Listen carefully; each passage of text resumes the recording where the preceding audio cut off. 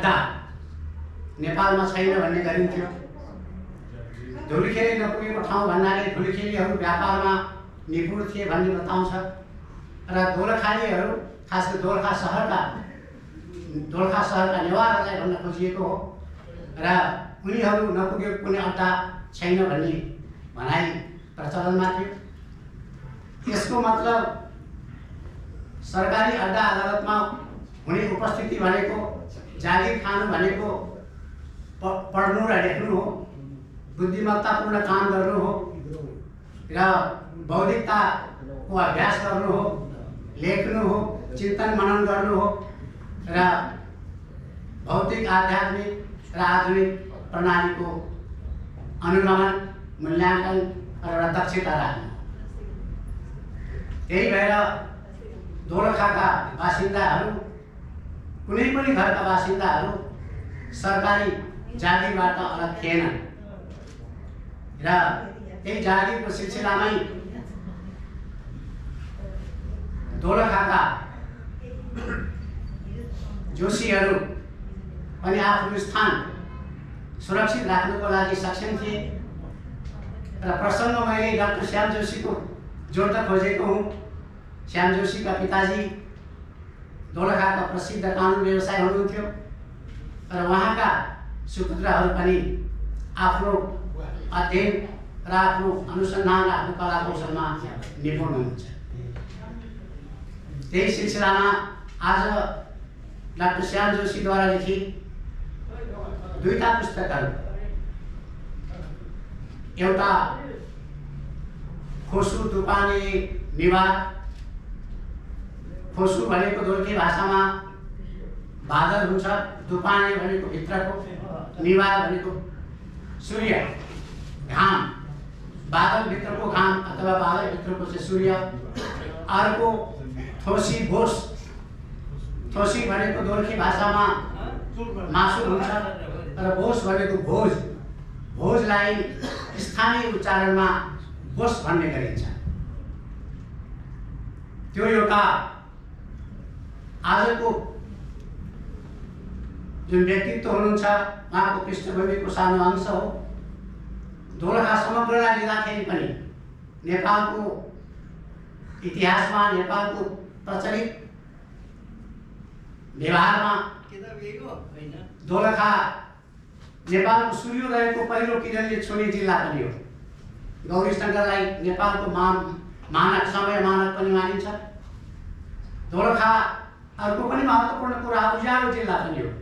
उज्यालो जिल्ला मैले यस अर्थमा भनेको हुँ कि उज्यालो जिल्ला दोलखामा अप्पर तामाकोसीको बत्ती हामी बालिरहेका छौँ। तामाकोसी फर्स्ट, तामाकोसी सेकेन्ड र तामाकोसी थर्डको पनि कार्यक्रमहरू छन्। त्यसैले जलविद्युतको धनी जिल्ला मैले भन्न खोजेको हुँ। र तेस्रो कुरा, दोलखा जिल्ला पर्वतारोहीहरूको जिल्ला पनि हो। पेम्बा शेर्पाको नाम सुन्नुभएको होला, सबभन्दा कान्छो आरोही लगायतका मान्छेहरू दोलखाको लामा बगर भन्ने ठाउँमा बेरिङ भन्ने एउटा गाउँ छ, त्यो बेरिङका प्रायः जसो सबै शेर्पाहरू सगरमाथा आरोहीहरू। त्यसैले दोलखा पर्वतारोहीहरूको जिल्ला पनि हो। र अहिले अलिक परिस्थिति बदलिएको छ। सगरमाथाको प्रवेशद्वार पनि भनिन्थ्यो हिजो, आज अलिकति रूप बदलिएको छ। र यसरी दोलखाको एउटा पहिचान छ। आजको सन्दर्भमा दोलखा भाषाको हिसाबले अध्ययन अनुसन्धान गर्ने अनुसन्धाताहरूले भन्नुभएको छ कि नेपाल भाषा, नेवारी भाषाको प्राचीन थलो दोलखा नै हो भनेर अनुसन्धाताहरूले भन्नुभएको, दोलखा भाषाको अनुसन्धान गर्ने अनुसन्धाताहरूले भन्नुभएको छ। जसरी नेपाली भाषाको सिन्जा प्रान्तको पुरानो ठाउँ भनिन्छ, एक प्रकारले भन्दाखेरि नेवारी भाषाको सिन्जा प्रान्तको रूपमा दोलखाको नेवारी भाषालाई अथवा दोलखा भाषालाई या दोलखा ठाउँलाई लिन सकिन्छ। र त्यही भाषाको उन्नयन, त्यो किताब छ भने आउँछ। उन्नयन र प्रगतिमा इच्छा गर्ने काम आजको दिनले गर्न गइरहेको छ। र त्यसो त हिजो 2081 सालको कुनै महिनामा मिसानी नाटक प्रकाशन भएको थियो र आज दुईटा पुस्तकहरू प्रकाशित भइसकेका छन् र आज विमोचन समारोह तिनी पुस्तकहरू बारेमा हुनेछ। र सम्पूर्ण प्राध्यापकवर्ग, अनुसन्धानक विद्वद्वर्गको उपस्थिति छ, सज्जन महानुभावहरू आउनुभएको छ र उहाँहरूको मन्तव्य, उहाँहरूको विचार, उहाँको अनुसन्धानका निष्कर्षहरू, उहाँका तर्क वितर्कहरू भाषा र साहित्यको बारेमा हुने नै छन्। र दोलखा भाषामा सबभन्दा पहिले स्थानीय तहमा तुलसी भन्ने पत्रिका प्रकाशन भएको थियो। त्यहाँका तीर्थ जोशी लगायतका केही साथीहरूले प्रकाशन गर्नुभएको थियो र त्यसपछि दोलखा भाषाको व्याकरण पनि प्रकाशित भएको छ र दोलखाको बारेमा अध्ययन अनुसन्धान गर्ने एके कुमार प्रधानजी आउनुभएको छ, उहाँको उपस्थिति पनि मैले देखेको छु। र आज दोलखा भाषाको उन्नयनमा इचा थप्ने काम डाक्टर श्याम जोशीले गर्नुभएको छ। उहाँको प्राध्यापनको विषय त वाणिज्य शास्त्र हो, तथापि साहित्यमा र भाषामा अतुलनीय योगदान भएको मैले महसुस गरेको छु। र यही प्रसङ्गमा आज हामी यो हलमा भेला भएका छौँ। त्यो हिसाबले आजको दिन विशेष महत्त्वको दिन, विशेष सम्झनाको दिन, विशेष गौरव गरिमाको दिन पनि हामीले ठानेका छौँ। अब म धेरै लामो समय लिन चाहन्न। कार्यक्रमलाई औपचारिकता दिनुपर्ने आवश्यकता हुन्छ। यो कार्यक्रमलाई औपचारिक गौरव गरिमा दिनुको निमित्त म यो कार्यक्रमको सभापतित्वको आसन ग्रहण गरिदिनको लागि यी दुईटा पुस्तकका लेखक तथा प्राध्यापक डाक्टर श्याम जोशीलाई सभापतिको आसन ग्रहण गर्नको लागि हार्दिक अनुरोध गर्दछु।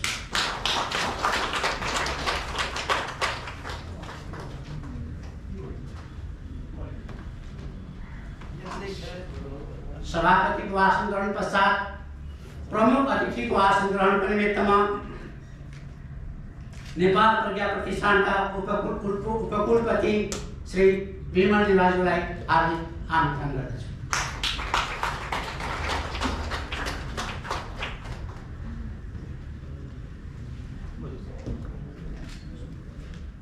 त्यसपछि नेपाल प्रज्ञा प्रतिष्ठानका प्राज्ञ अघित बनेपाजुलाई आसन ग्रहणको लागि हार्दिक आमन्त्रण गर्दछु।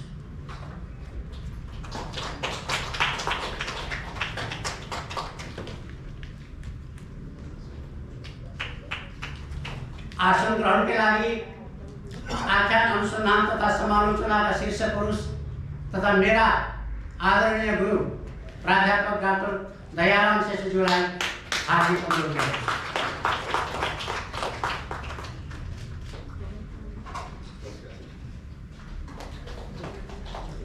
त्यसै गरी अतिथिको आसन ग्रहण गर्नुको निमित्त भाषाविद, पूर्व प्रमुख केन्द्रीय भाषा विज्ञान त्रिभुवन विश्वविद्यालय प्राध्यापक डाक्टर दानराज रेग्मीज्यूलाई हार्दिक अनुरोध गर्दछु।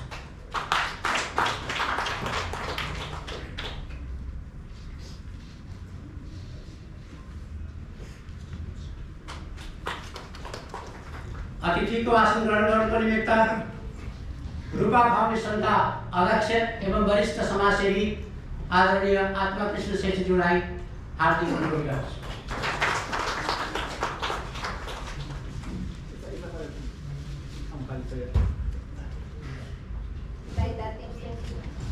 अतिथिको आसन ग्रहण गर्नका निमित्त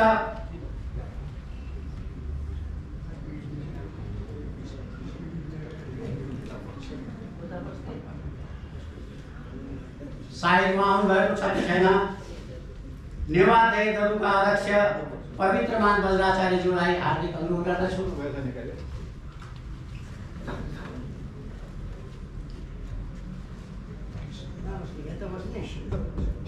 अतिथिको आसन ग्रहण गर्नको निमित्त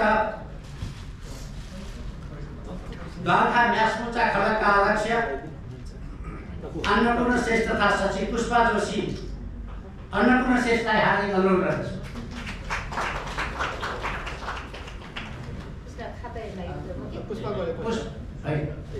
अन्नपूर्ण श्रेष्ठलाई अतिथिको आसन ग्रहण गर्नुको लागि हार्दिक आभार अनुरोध गर्दछु।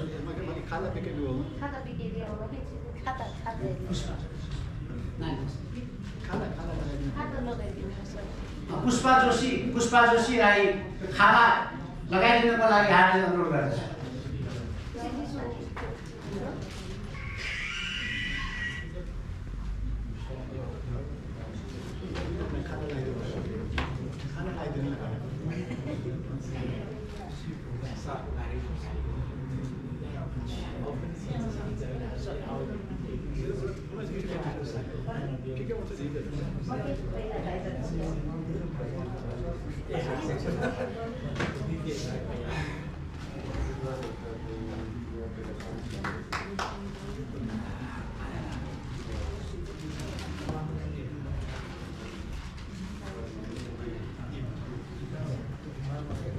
उपस्थित रहनुभएका सम्पूर्ण महानुभावहरूलाई स्वागत अर्पण गर्नको निमित्त प्राध्यापक डाक्टर हरिदर्शन शिष्टलाई हार्दिक अनुरोध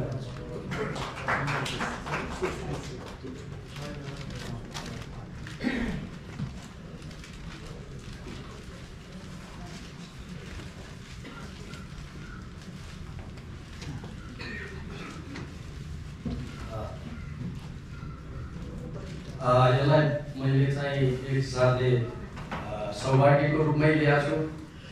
चोकबहादुर सर चाहिँ मेरो गुरु हुनुहुन्छ, मेरो विद्यालयमा मलाई पढाउनुहुने। उहाँले उद्घोषण गर्ने कार्यक्रममा मैले त्यो वेलकम स्पिच दिन पाउँदाखेरि आफूलाई धन्य सम्झेको छु। धन्यवाद चोकबहादुर सर। आजको यस कार्यक्रममा मुख्यतः यो दुईवटा दोलखा भाषामा लेखेर दोलखा भाषाबाट प्रकाशित भएको किताबको विमोचन कार्यक्रममा सभापतिज्यू प्राध्यापक डाक्टर श्याम जोशी जसले यो दुईटा किताब लेख्नुभयो र प्रकाशनमा ल्याउनुभयो। प्रमुख अतिथि विमल निवासी, उपकुलपति प्रज्ञा प्रतिष्ठान, अतिथि अजित बनेपालीजी प्राज्ञ नेपाल प्रतिष्ठान, अतिथि दयाराम श्रेष्ठजी, अतिथि धनराज रेग्मीजी, अतिथि आत्मकृष्ण श्रेष्ठजी र यहाँ उपस्थित हुने महिला सज्जनवृन्द र मैले मान्नुपर्ने मभन्दा ठुलोहरूलाई ढोक र सानाहरूलाई नमस्ते बाट म मेरो यो स्वागत भाषण सँगसँगै सम्पूर्णलाई स्वागत गर्न चाहन्छु। स्वागत। अब यो सन्दर्भलाई मैले चाहिँ कसरी बुझेको छु भने यो चाहिँ एउटा दुस्साहस पनि हो। हामी यो पश्चिमेली सभ्यता हुन्छ, पूर्वेली सभ्यता हुन्छ, वेस्टर्न र इस्टर्न जुन सिभिलाइजेसन छ त्यसको मूलभूत फरक चाहिँ के जस्तो मलाई लाग्छ त भन्दाखेरि वेस्टर्न सोसाइटीले हरेक चिजलाई डकुमेन्टेसन गर्छ, हरेक चिजको साइन्टिफिक जस्टिफाई गर्छ र त्यसलाई बिजनेसको रूपमा प्रयोग गर्छ र त्यसबाट जीवनयापन गर्छ। त्यही भएकोले आज हामीले क्लेम गर्छौं हाम्रा सभ्यता, हाम्रा संस्कृतिहरू वेस्टर्नभन्दा धेरै पहिलेको, हाम्रा कृतिहरू पहिलेको, हामीसँग थुप्रै कथाहरू छन्। त्यो कथाले पनि हामी कति सम्पन्नता थियो त पहिले, हाम्रो सिभिलाइजेसन कहाँ थियो त भन्ने कुरो हामीले गफको रूपमा लाउने गर्छौँ। तर हामीसँग इभिडेन्स छैन, हामीसँग त्यसको डकुमेन्ट छैन। अब त्यही भएकोले त्यो चिजहरूले कुनै पनि हिसाबले हामीलाई आजको जेनेरेसनलाई त्यसले सहयोग गर्न सकेन। तर पश्चिमको कुरो गर्नुहुन्छ भने हामीले कोकोकोला पिउँछौँ, तर त्यो कोकोकोलाको एउटा हिस्सा चाहिँ अमेरिकाको व्यापारीले पाउँछ। किन व्यापारीले पाउँछ भन्दाखेरि उसले पत्ता लगाए त्यो कोकोकोला भन्नेको मिश्रण, त्यसलाई उसले प्याटेन्ट गरेर त्यसलाई दर्ता गर्यो र त्यो दर्ता गरेको आधारमा जसले कोकोकोला जहाँ बनाए जसले पिए पनि पैसा कसले पाउँछ, उसले पाउँछ। त्यसकारणले यो डकुमेन्टेसन भन्ने चिज कति महत्त्वपूर्ण रहेछ। हामीले एउटा हाम्रै हिसाबले पनि एउटा उदाहरणको रूपमा लियौँ, नेपालको इतिहास अथवा हाम्रो संस्कृति संस्कारका इतिहास अथवा हाम्रा जति पनि पौराणिक धार्मिक स्थलहरू छन् त्यसको इतिहास शिलामा नलेखेर त्यो शिलालेख नभएको भए हामीसँग कुनै पनि दस्तावेज हुँदैन। हाम्रो इतिहास खालि के हुन सक्थ्यो त कथामै सीमित हुन्थ्यो, जसलाई हामीले बच्चामा मेरो स्कुलमा दन्ते कथा भनेर पढ्थ्यौँ, जसको अथेन्टिसिटी हुँदैन, जुन कुरो खालि सुन्ने र भन्ने मात्रै हुन्छ। त्यो हिसाबले यो यति जरुरी छ। त्यसकारणले मैले आज फेरि पनि यो धेरै पटक मध्ये फेरि एकपटक तपाईँहरूको सानी प्राध्यापक डाक्टर श्याम जोशीजीलाई म धन्यवाद दिन चाहन्छु, किनभने उहाँले यो डकुमेन्टेसनको लागि यो ठुलो दुस्साहस गर्नुभयो। र यो चिज मैले अघि पनि भने ढुङ्गाको शिलालेख नभए नेपालको धेरै इतिहासहरू चाहिँ हामीलाई थाहा हुँदैन थियो, त्यो प्रमाणित हुँदैन थियो, किन भनेर प्रमाणित हुने होइन। हो त्यसरी नै दोलखा भाषाको किताबहरू लेखेर उहाँले ठुलो कन्ट्रिब्युट गर्नुभएको छ। मलाई के लाग्छ त भन्दाखेरि मैले योभन्दा पहिले पनि बोले, मेरो जेनेरेसन पछि जस्तो मैले अब लाज मान्दिनँ, लाज त मान्नुपर्ने हो। मेरो छोरोले दोलखा भाषा बोल्दैन, मेरो छोरोले दोलखा भाषा बुझ्दैन। म यसरी बोलिरहेको छु, म यत्रो ठुल्ठुलो कुरो गरिरहेको छु, तर मेरो छोरालाई त्यो भाषा मैले चाहिँ दिन सकेँ। र उसले त्यो भाषा मैले उसलाई नबोल्ने गएपछि उसले पाउने ठाउँ पनि कहीँ पनि छैन होइन। हामीले किन इङ्ग्लिसमा पढ्नुपर्छ त? किनभने सम्पूर्ण चिज चाहिँ इङ्ग्लिसमा लेखिया छ।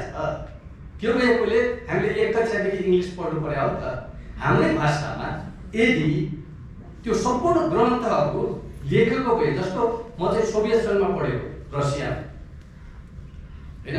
रसियामा कसैले पनि एबिसिडी जान्दैन थियो, कुनै पनि रसियाले हामी पढ्न जाँदाखेरि। हामी गएको मान्छेले पनि त्यहाँ पहिलो दिनदेखि नै रसियन सिक्नु पर्थ्यो, नभए सर्वाइभल हुँदैन थियो, किन कसैले अर्को भाषै बोल्दैन। किन त्यो सम्भव हो त? अथवा जापानमा किनभने उनीहरूसँग डकुमेन्टेसन छ, उनीहरूसँग लिटरेचर छ, उनीहरूले त्यो हरेक चिजको पुस्तकहरू बनाएको छ र आफ्नै भाषामा उनीहरूले पढ्न सक्ने। त्यसकारणले अब मैले मेरै इक्जाम्पल दिँदाखेरि हो, बाध्यता मेरो के हो त भन्दाखेरि मैले दोलखा भाषा जानेर मैले न जब पाउँछु, न त्यसबाट आय आम्दानी हुन सक्छ, म धेरै सङ्कुचित हुन्छु। त्यसकारणले यो जीवनयापनको लागि मैले नेपाली सिकेँ, नेपाली बोल्न थालेँ, इङ्ग्लिस सिकेँ, इभन मैले भने रसियन सिकेँ होइन। अनि सम्पूर्ण स्रोतहरू त्यही भएकोले मैले मेरो छोरोहरूलाई दोलखा भाषा सिकाउने जरुरी सम्झिनँ। किनभने दोलखा भाषा भनेको त खालि दोलखे केहीहरूसँग मात्रै संवाद हुने भाषा हुने हो, तर उसले आफ्नो क्यारियर डेभलपमेन्टको लागि त उसले अर्कै भाषामा उसले सिक्नुपर्छ होइन। त्यो हिसाबले मैले यो चिजलाई कसरी लेखेका छौँ भने यो हाम्रो एउटा बाध्यताले गर्दाखेरि भाषा, संस्कृति, संस्कारलाई हामीले छोड्दै गएका छौँ। तर भोलि हामी सम्पन्न हुन सक्छौँ। भोलि हाम्रा नाति पनातिहरू सम्पन्न भएको बेलामा मेरो पुर्खाका भाषा के हो त, संस्कृति के हो त भनेर उसले सोध्न सक्ने अवस्था हुन सक्छ। हो त्यतिखेरको लागि जसरी हाम्रा पुर्खाहरूले शिलालेख लेखेर आज हाम्रो इतिहास प्रमाणित गरिदिएको छ। दोलखाकै इतिहास हामीले हेऱ्यौँ भने धनबहादुर बज्राचार्यले लेख्नु भएको छ, उहाँले कथा लेखाए। जति पनि शिलालेखहरू दोलखामा छ त्यसलाई उद्धृत गरेकोले त्यो अथेन्टिक छ, हामीले लेखेको अथेन्टिक छैन, हामीले त कथा हो। त्यसकारणले यो जुन दोलखा भाषाका शब्दहरू जुन लोप हुँदै गएको छ, अब मेरो जेनेरेसनपछि त थाहा पनि हुँदैन, त्यो शब्दहरूलाई ब्ल्याक एन्ड व्हाइटमा राखेर जुन उहाँले गर्नुभयो यसको ठुलो महत्त्व छ होइन। त्यही भएकोले यसलाई हामीले कसरी लिनुपर्छ जस्तो लाग्छ भन्दाखेरि दोलखाका थुप्रै भजनहरू छन्, दोलखाका थुप्रै गीतहरू छन्। मैले दिपकलाई देखिरहेको छु, उसले पनि दोलखा भाषामा गीतहरू गाएर, अर्को पनि विराट कलिकले गाएर, त्यसरी यसलाई संरक्षण गर्दै गयो भने त्यो डकुमेन्टेसन भएपछि पछि चाहिँ अहिले त्यसको महत्त्व नभए पनि पछि महत्त्व हुन्छ। त्यसकारणले मैले पहिले पनि भनेको थिएँ, आज पनि फेरि पनि अब हामी दोलखाका समाजका धेरै अभियन्ताहरू यहाँ आएका छौँ। हामीले यो उहाँले जसरी लेखेर यो चाहिँ सुरुवात गर्नुभयो, एउटा ठुलो देन गर्नुभयो। त्यसैले हामी सबैले दोलखाका भजनहरू छन्, दोलखाका उखान टुक्राहरू छन्, दोलखाका हाम्रा बजैहरूले हामीलाई कथा सुनाउनुहुन्थ्यो, त्यो मौलिक कथाहरू छन्। त्यो सबैलाई र सबभन्दा ठुलो चाहिँ दोलखाका संस्कार संस्कृतिहरू जुन चाहिँ अब लोप हुँदैछ। 5-7 जना मान्छे दोलखाका जसले त्यसलाई थामिराख्नु भएको छ आज, उहाँहरूको अवासनपछि त्यो दोलखाको खड्ग जात्रा भनौँ, भैरव जात्रा भनौँ अथवा कुनै पनि संस्कृतिहरू खालि नाचको रूपमा मात्रै हामीले थाहा पाएको। त्यसको तन्त्र के हो, त्यसको मन्त्र के हो, त्यसको चाहिँ संस्कृति के हो, संस्कार के हो, त्यो त हराउँदै जाने हो नि त। त्यो भएकोले त्यो चिजहरू पनि हामीले डकुमेन्टेसन, एउटा भाषा साहित्यको कुरा हो भने अर्को हाम्रो संस्कृतिको कुरा हो। त्यसकारणले हामी सबैले ग्रहण गरौँ, यसमा हामीले योगदान गरौँ। होला आज यसको महत्त्व नहुन सक्छ, तर यसको ठुलो महत्त्व चाहिँ भविष्यमा छ।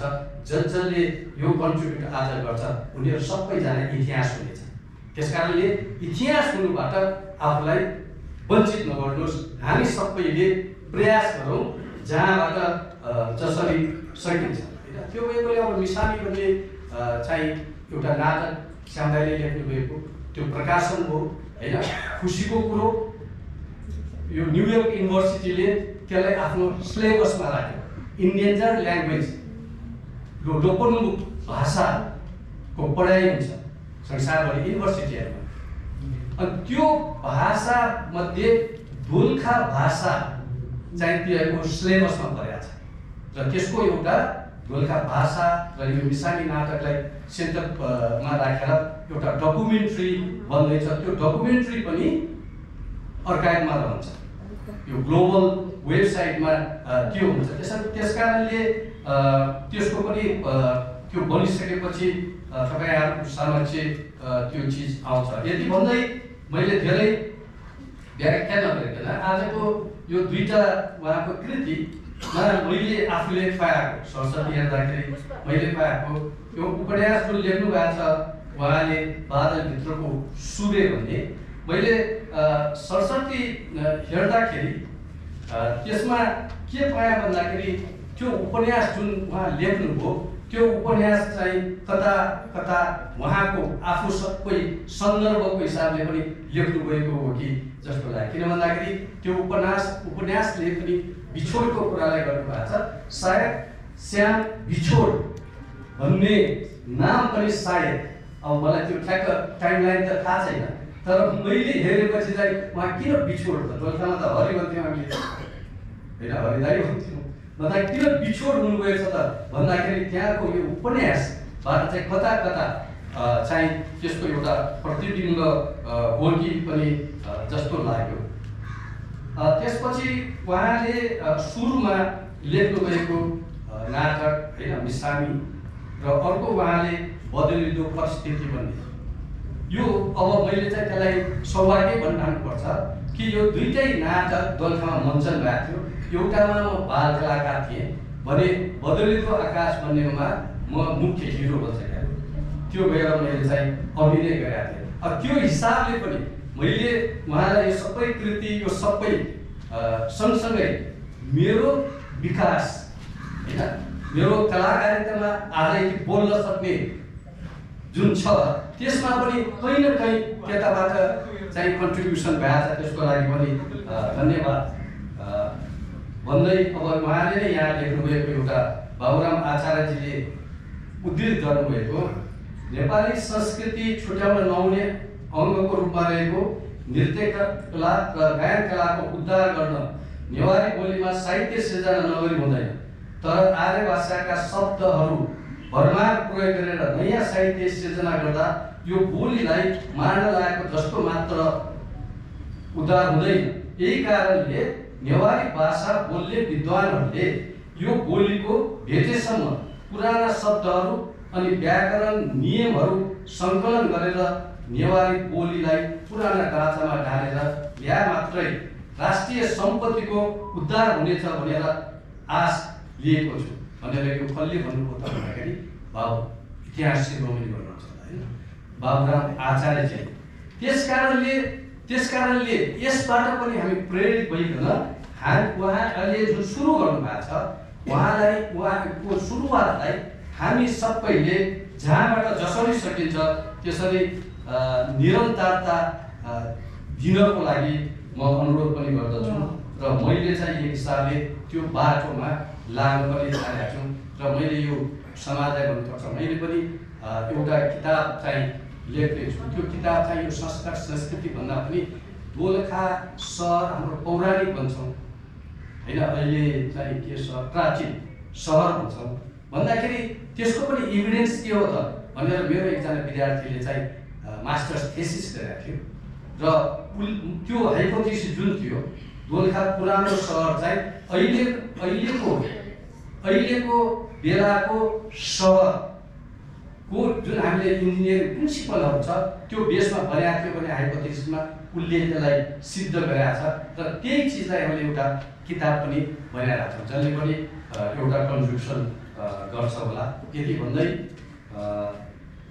फेरि एकपल्ट व्यासमा बस्नुहुने सम्पूर्ण मान्यजनहरू र तपाईँहरू सबैजना उपस्थितहरूलाई धन्यवाद र स्वागत गर्दै मेरो यो सानो मन्तव्य एक टुक्राउँछु। धन्यवाद।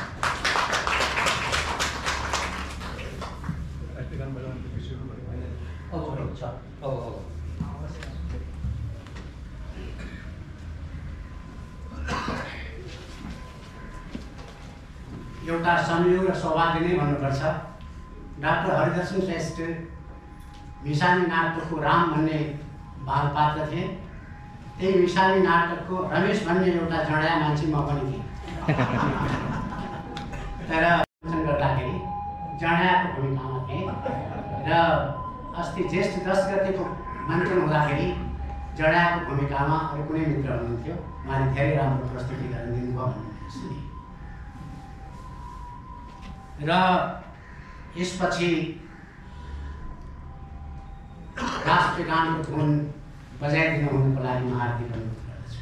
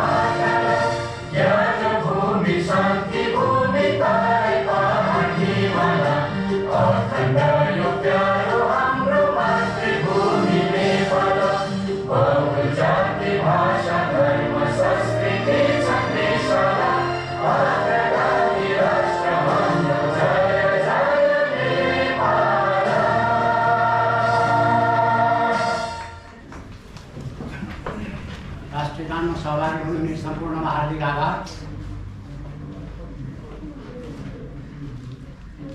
अब पुस्तक लोकार्पणको कार्यक्रम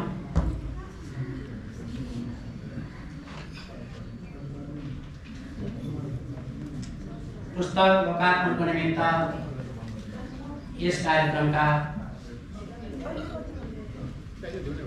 प्रमुख अतिथि यस कार्यक्रमका प्रमुख अतिथि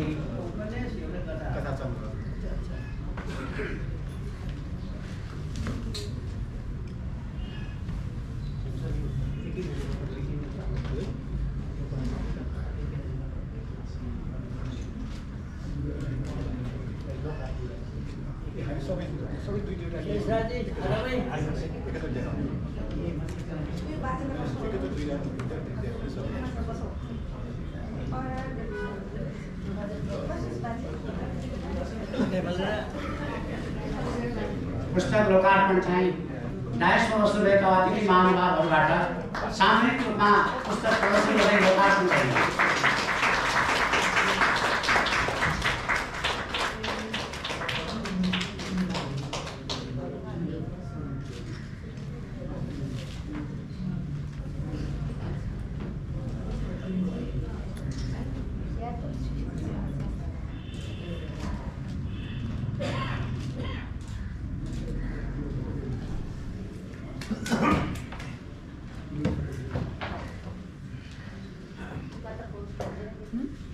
यसपछि लोकार्पण गरिएका पुस्तकहरूको बारेमा पुस्तकका रचनाकार प्राध्यापक डाक्टर श्याम जोशीबाट प्रकाश पारिदिनुहुनुको लागि हार्दिक अनुरोध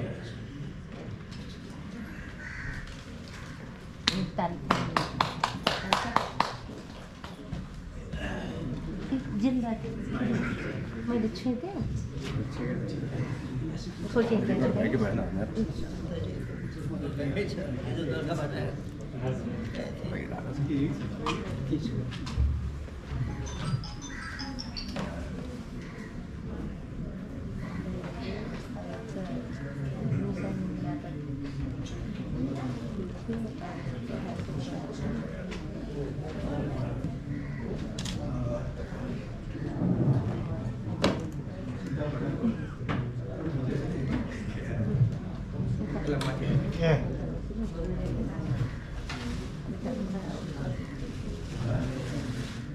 नेपाल प्रज्ञा प्रतिष्ठानका उपकुलपति श्री विमल नेवालाज्यू, त्यस्तै राज्य परिषदका सदस्य फकीर बनेपालीज्यू, वरिष्ठ समालोचक शीर्ष पुरुष प्राध्यापक दयाराम श्रेष्ठज्यू, प्राध्यापक दानराज रेग्मी, भाषाविद र हाम्रो दोलखाको भाषा समेतको पनि सर्वेक्षणमा नेतृत्व दिनुभएको भाषाविद हुनुहुन्छ भने रूपा फाउन्डेसनका अध्यक्ष श्री आत्माकृष्ण श्रेष्ठज्यू, अनि हाम्रा आज यहाँ हाम्रो निम्तो स्वीकार गरेर पाल्नुभएका सम्पूर्ण मान्यजनहरू र त्यस्तै हाम्रा दोलखाका विभिन्न संस्थाका म्यासकोटा खलक, कायको युवा क्लब, दोलखा गोठी र बनारसी सहयोगी हातहरू सबै संस्थाका समाजसेवीहरूलाई पनि म हार्दिक अभिवादन गर्दछु। सबैलाई स्याहार्दै आज 1 वर्ष अगाडि मैले लेखेको दोलखा भाषाको मिसानी नाटक लेखेको मात्र नभएर 30 सालमा दोलखामा मञ्चन पनि गरेको त्यही नाटक चाहिँ प्रकाशित भयो र अहिले 1 वर्षपछि नै मैले 2टा दोलखा भाषाकै पुस्तकहरू आज यहाँ लोकार्पण भयो। एउटा छ उपन्यास पशु दोपाने निवार र अर्को कथा सङ्ग्रह ठोसी बोस। अब यो मेरो चाहिँ इतिहास जस्तै छ यो किताबहरू। उपन्यास बादलभित्रको सूर्य अथवा पशु दोपाने निवार मैले अहिले लेखेको होइन। मैले यो 28 सालमा आजभन्दा 54 वर्ष अगाडि लेखिराखेको पुस्तक हो। मेरो साथी शान्तकृष्ण श्रेष्ठलाई यो पुस्तक छाप्ने कोही दिनु पर्यो भनेर भने र छाप्ने मान्छे फेला नपर्ने किताब यतिकै बसिरहेको किताब हो यो। त्यसैले तपाईँहरूले यो किताबहरू पनि पढ्दाखेरि 54 वर्ष अगाडिको चित्र अगाडि ल्याएर तपाईँहरूले हेर्नुहोला। त्यहाँ लेखेको मैले किताबहरू, पैसाहरू, त्यहाँको तलबको लेखेर सबै कुरा उस बेलाको चाहिँ झलकको त्यो किताबमा पाउनुहुनेछ। र त्यो बेला मैले यो पुस्तकको नाम तिरस्कार भनेर राखेको थिएँ। तिरस्कार भनेर राखेको थिएँ। त्यो किन होला भन्नुहुन्छ भने अब हर्तनन्दले त यो आफ्नै कथा हो कि भनेर पनि भन्नुभयो। अलिअलि त लेखकको चाहिँ आफ्नो अनुभव त झल्किनै हाल्छ। पहाडबाट काठमाडौँ आएर पढेर बसेको अत्यन्त प्रतिभाशाली एउटा युवक स्नातक गरेर पनि उसले काम पाउँदैन।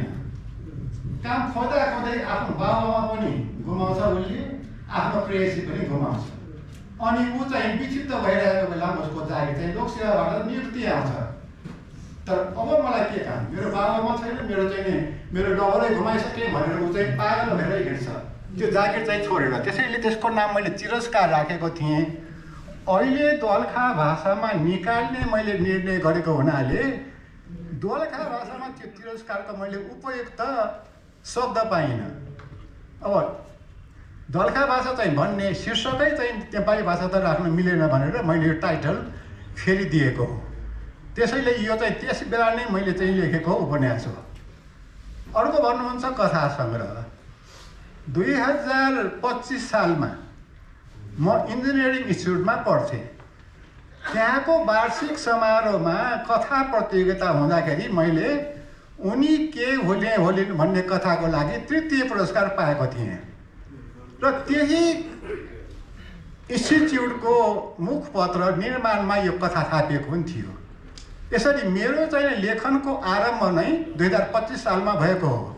त्यहाँ पछि मेरो कलम अगाडि बढ्दै गयो। मैले चाहिँ कथा लेखन चाहिँ निरन्तर जारी राखेँ र 29-30 सालमा आएर मेरो लेखनको उत्कर्ष थियो। काठमाडौँबाट निस्कने मासिक, दैनिक, सामयिक सङ्कलन सबै जस्तो पत्रिकाहरूमा, मेरो पत्र पत्रिकाहरूमा मेरो कथाहरू, मेरो लेखहरू निस्केका छन्। थुप्रै कथाहरू निस्केका छन्।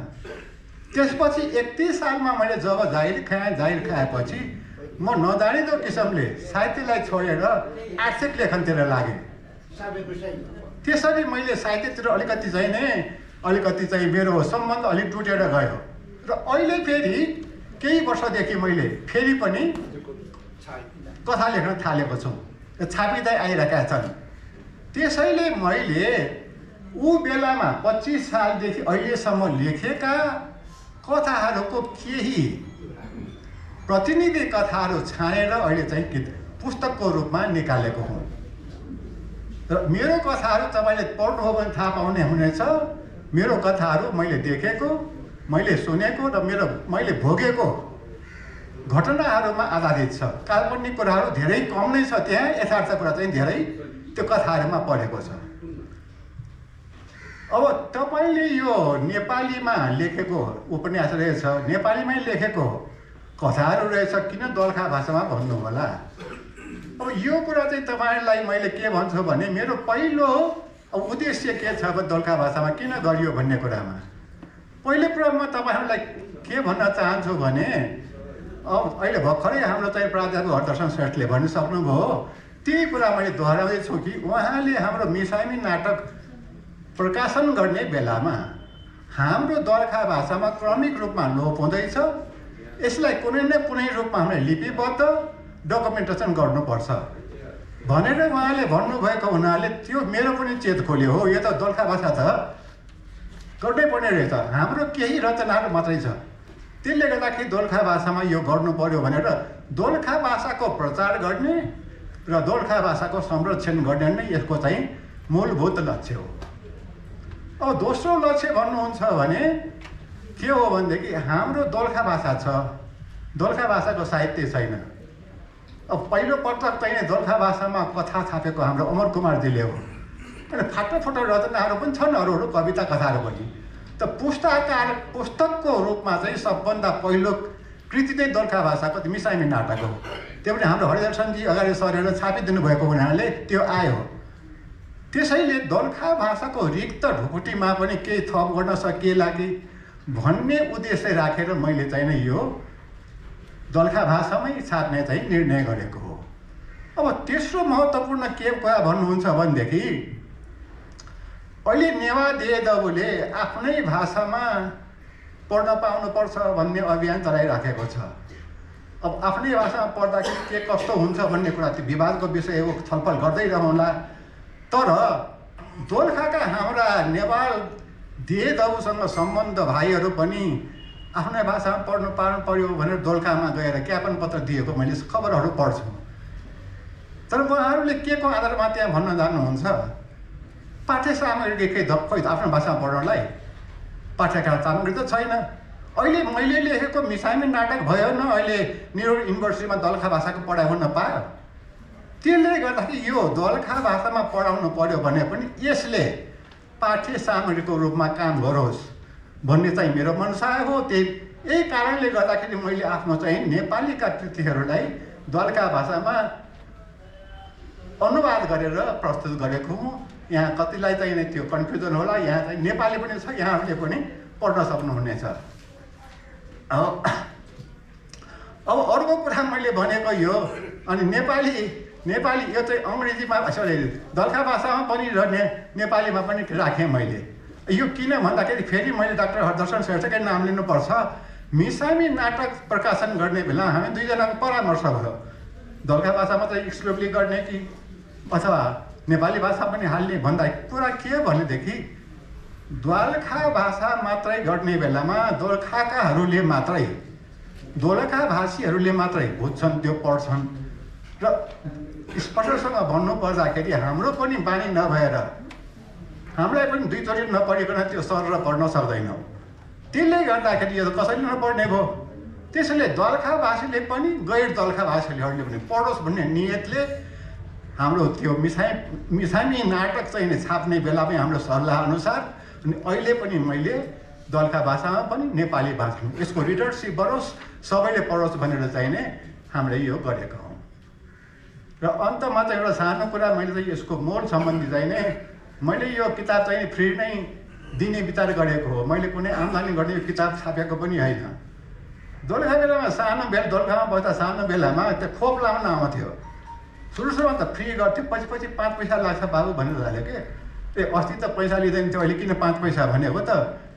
पैसा लिएन भने बाबु औषधि लाग्दैन भनेर मलाई भन्थ्यो कि। अनि मैले पनि यसो विचार गरेँ कि सिट्ठीमा दिएँ भने त एक किताबको मूल्य हुँदैन, कमसेकम यसलाई हिफाजत गरेर राख्छन्, माया गरेर राख्छन् अलिकति भए भनेर मैले नाम मात्रको चाहिँ मूल्य राखेर अनि आज यहाँहरूलाई मैले चाहिँ नि बाई 1 गेट 1 एउटा किनकि एउटा फ्रीमा दिने चाहिँ व्यवस्था गरिरहेको छु।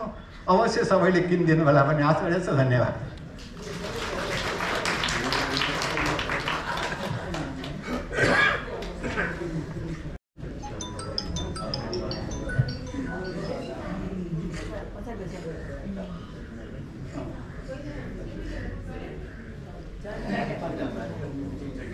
भाषाकै सम्बन्धमा आफ्ना अभिव्यक्तिहरू, अमूल्य अनुभवहरू र अनुसन्धानका निष्कर्षहरू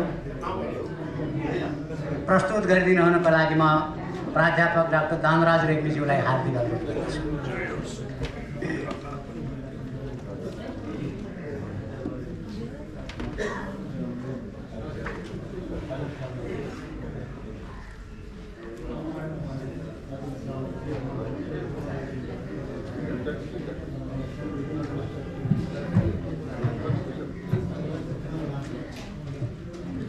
यहाँहरू सबैलाई नमस्कार।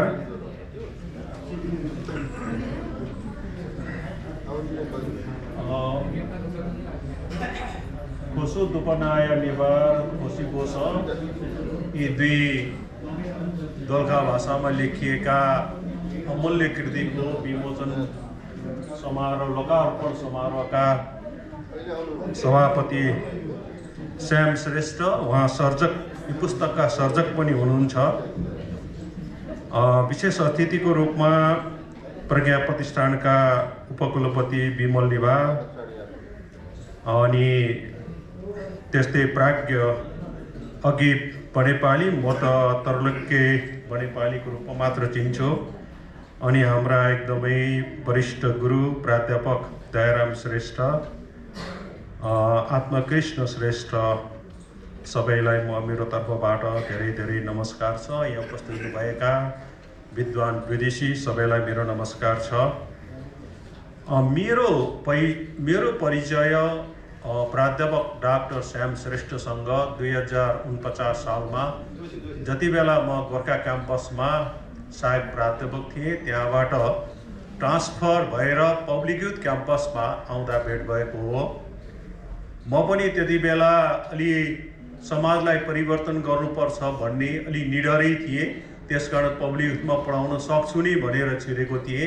र उहाँ पनि सायद त्यति बेला एकचोटि क्याम्पस सिफ्ट भइसकेको पनि हुनुहुन्थ्यो होला। उहाँ पनि धेरै कुरामा आफ्ना कुरा स्पष्ट हक्की रूपमा राख्नुहुन्थ्यो र मलाई यो थाहा थिएन, धेरै लामो समयसम्म थाहा थिएन कि उहाँ अर्थशास्त्रको प्राध्यापक, वाणिज्य शास्त्र विषयको प्राध्यापक प्लस उहाँ साहित्यको सर्जक हुनुहुन्छ भन्ने थाहा थिएन।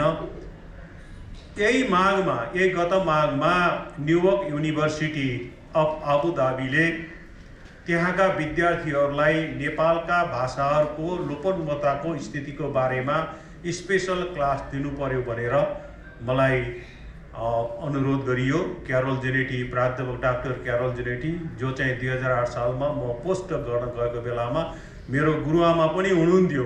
उमेरले हामी त्यही 1-2 महिना तलमाथि मात्र छौँ र उहाँले मलाई अनुरोध गर्नुभयो र मैले 2 घन्टा लगाएर त्यहाँका विद्यार्थीलाई चाहिँ कीर्तिपुरमा पढाएँ।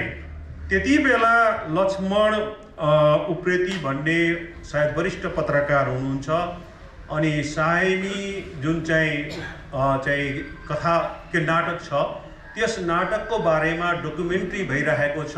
सरसँग भाषाको बारेमा केही कुरा सोध्नु पर्यो भनेर उहाँले मलाई अनुरोध गर्नुभयो र उहाँ मेरो घरमा आउनुभयो। अनि यो कसले लेखेको हो त भनेर मैले सोद्धाखेरि त श्याम श्रेष्ठ श्याम जोशी, सरी श्याम श्रेष्ठ पनि हुनुहुन्छ हाम्रो प्राध्यापक पौली रूपमा। श्याम श्रेष्ठ श्याम जोशी दुवै भएको हुनाले थोरै भयो, कन्फ्युजन भयो। अनि अनि बल्ल मलाई थाहा भयो कि ओहो, उहाँले त यति पहिला यत्रो कुरा लेख्नु भएको रहेछ मसँग। अब त्यो डकुमेन्ट्री बनेकोमा मेरो पनि अब लिन त 10-15 मिनट इन्टरभ्यू लिएको, छापिँदाखेरि बन्दाखेरि कति सेकेन्डको रहन्छ, त्यो छुट्टै कुरा भयो। त्यसमा मेरो पनि छ। त्यसपछि सरसँग मेरो फेसबुकमा मित्रता थियो। फेसबुक मित्रता कन्टिन्यू नै थियो। म पनि रिटायर भएँ, सर पनि रिटायर हुनुभयो। 64 सालमा म पनि कीर्तिपुरमा सर्वावर गएँ, अनि म त्यतैबाट रिटायर भएँ। सर कति सालमा रिटायर हुनुभयो? रिटायर हुनुभयो। यति मात्र हो। अब मैले आज बिहान साँच्चै नै कस्तो लेखौँ, म पनि भाषा विज्ञान मात्र नभएर मूलत म अङ्ग्रेजी साहित्यकै पनि विद्यार्थी हुँ र मैले चाहिँ एउटा कुरा पढेँ। यो मासु भोज भनेको खोसी बोसको पहिलो चाहिँ कथा नेपालीमा मासु भोज रहेछ। त्यो पढ्दाखेरि एउटा गरिब परिवारको, गर्न नसक्ने परिवारको, अलिकति समाजलाई नचाहिने प्रकारको के अरे परम्पराबाट अलि हटाउँ भन्ने खालको, अनि तपाईँ एकदमै दुःख बेदा पीडा भएको बेलामा मानिसहरू मासु खानको लागि ललायत भएको देख्दाखेरि साँच्चै नै हामी कहाँ छौँ? त्यो परिस्थितिलाई त्यो त्यहाँको दोलखाको त्यो जुन 13 दिनसम्म गर्नुपर्ने चाहिँ फोकाजुकी के भन्नुभएको छ सरले, उहाँहरूको त्यो चिन्तन गर्नलाई उहाँले प्रष्ट रूपमा गर्नुभएको छ। त्यसबाट मलाई लाग्छ कि उहाँले समाजलाई कथाको रूपबाट रूपान्तरण गर्नै पर्छ भनेर त्यति बेला, अहिले होइन कि 2026 साल 27 सालतिर जति बेला म 10 वर्षको मात्र थिएँ, उहाँ त साँच्चै नै अहिले त ठुलो नेता भएर साँच्चै देश परिवर्तन गर्ने प्रधानमन्त्री पो हुनुपर्ने खालको त्यो प्रकारको सोच चाहिँ मैले देखेको आज बिहान पढ्दाखेरि। यसको लागि म उहाँलाई धेरै धेरै धन्यवाद दिन चाहन्छु। साथै अब हामी त बुढौतीतिर सबैजना लाग्नै पर्छ। यो चक्र हो, यो चक्रबाट हामी कोही पनि चक्रलाई कसैले पनि रोक्न सक्दैन। सर्जकको रूपमा उहाँका भनाइमा त अर्थशास्त्र, वाणिज्य शास्त्रको किताबहरू त मैले थुप्रै देखेको हो र यी कुराहरू पनि उहाँबाट आए। यसको लागि म उहाँलाई धेरै धेरै धन्यवाद दिन चाहन्छु। आउँदा दिनमा पनि उहाँले धेरै गर्दै जानुहोस्, यसको लागि मेरो शुभकामना छ। अब उहाँले नै मलाई दोलखा भाषाको भाषिक स्थितिको बारेमा, दोलखा भाषालाई स्थिति कस्तो छ, यो भाषालाई अगाडि बढाउनको लागि, बचाउनको लागि अथवा समुन्नत बनाउनको लागि के गर्नु पर्ला, के कामहरू भएका छन्, एउटा छोटो समीक्षा गरिदिनु होला भन्ने उहाँको आग्रह थियो। अब म त्यतैतिर मेरा 2 शब्द म अब त्यतैतिर अगाडि बढाउँछु। जानेकै कुराबाट हामीले सुरु गर्यौँ। 2021 साल भने 2021 भन्नाले 2078 सालमा नेपालमा जनगणना भयो। जनगणना अनुसार जनगणनाले पनि दोलखा भाषालाई छुट्टै भाषाको रूपमा गणना गरेको छैन, नेवार भाषाकै भाषिकाको रूपमा भित्र परेको छ। तर उहाँले बडो दरिलो रूपमा ठुलो काम गर्नुभएको छ। त्यसलाई उहाँले नेवारको भाषिका नबनिकिन दोलखा भाषा भन्नुभएको छ। यो उहाँको ठुलो उदारता हो, उहाँको वक्ताको एउटा अधिकार पनि हो। भाषिक वक्ता भाषी समुदायले आफ्नो भाषालाई भाषिका भन्ने कि भाषा भन्ने त्यो अधिकार अरू कसैलाई पनि छैन, उहाँलाई छ, उहाँको समुदायलाई छ, अथवा दोलखा भाषा बोल्ने समुदायलाई छ। भाषा विज्ञानको सिद्धान्तले पनि त्यही नै भन्छ। त्यसकारण उहाँले यसलाई नेवारको भाषिका नभनेर भन्न त भन्नुहुन्छ होला, तर किताबको रूपमा ल्याउँदाखेरि उहाँले दोलखा भाषा भन्नुभएको छ। यो यहाँ ठुलो काम गर्नुभएको छ।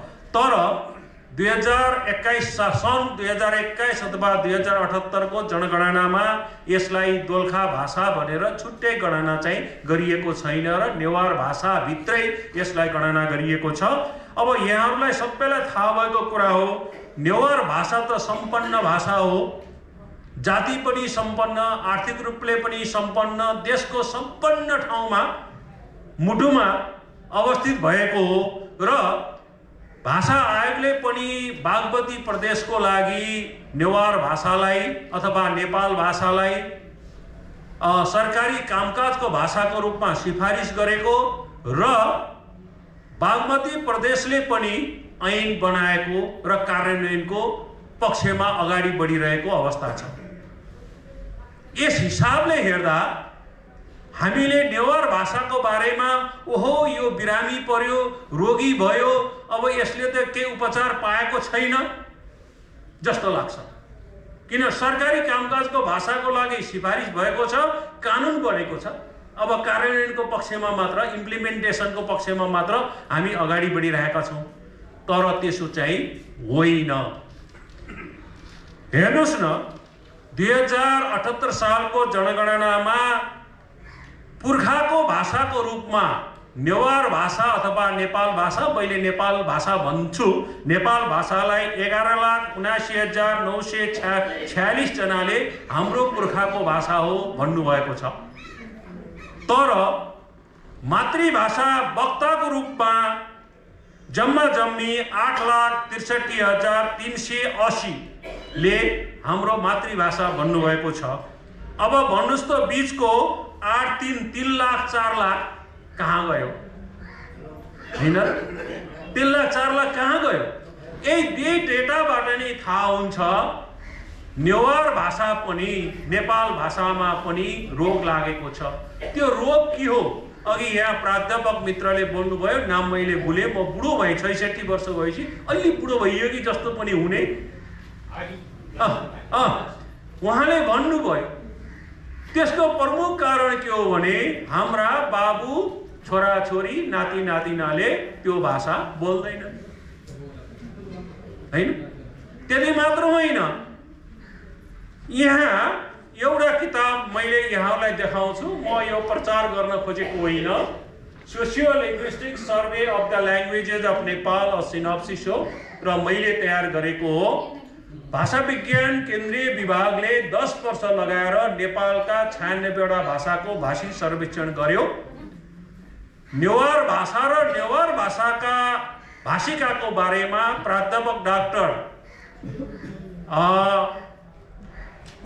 डाक्टर तेजरत्न कंसाकारको नेतृत्वमा दोलखा भाषाको पनि सर्वेक्षण भएको हो। त्यसको रिपोर्ट तयार भएको छ। त्यो रिपोर्ट मैले हाम्रो श्याम सरलाई पनि पठाइदिएको छु। यहाँहरूलाई आवश्यक पर्यो भने म पठाइदिन सक्छु, मेरो इमेल दिन्छु। र त्यसको सिनोप्सिसको रूपमा यो किताबमा भोटा बर्मेली भाषा परिवारका जतिवटा भाषाको भाषिक सर्वेक्षण भयो त्यसको मूल भनेको मतलब फाइन्डिङ्स के हो एकै किताबमा यहाँ छ। किनभने उनीहरू त ठुल्ठुला मोटा 100 पृष्ठका 200 पृष्ठका बढी टेक्निकल छन्। यो तयार छ र यहाँ दोलखा भाषाको बारेमा के जानकारी के कस्तो प्रकारको कुरा लेखिएको छ म त्यसको आधारमा थोरै कुरा गरिसकेपछि म लोपोन्मुखताको बारेमा अगाडि बढ्न चाहन्छु। हजुरहरू धेरैलाई थाहा छ क्यारोल जेनेटी, प्रोफेसर डाक्टर क्यारोल जेनेटीले 2007 मा ग्रामर अफ दोलखा लेख्नु भएको छ। त्यसभन्दा अगाडि त्यसको 10 वर्ष अगाडि उहाँले दोलखा भाषाकै बारेमा डेस्क्रिप्टिभ लगभग ग्रामर जस्तो लेखेर पिएचडी गर्नुभएको। अहिले पनि उहाँले साह्रै माया गर्नुहुन्छ।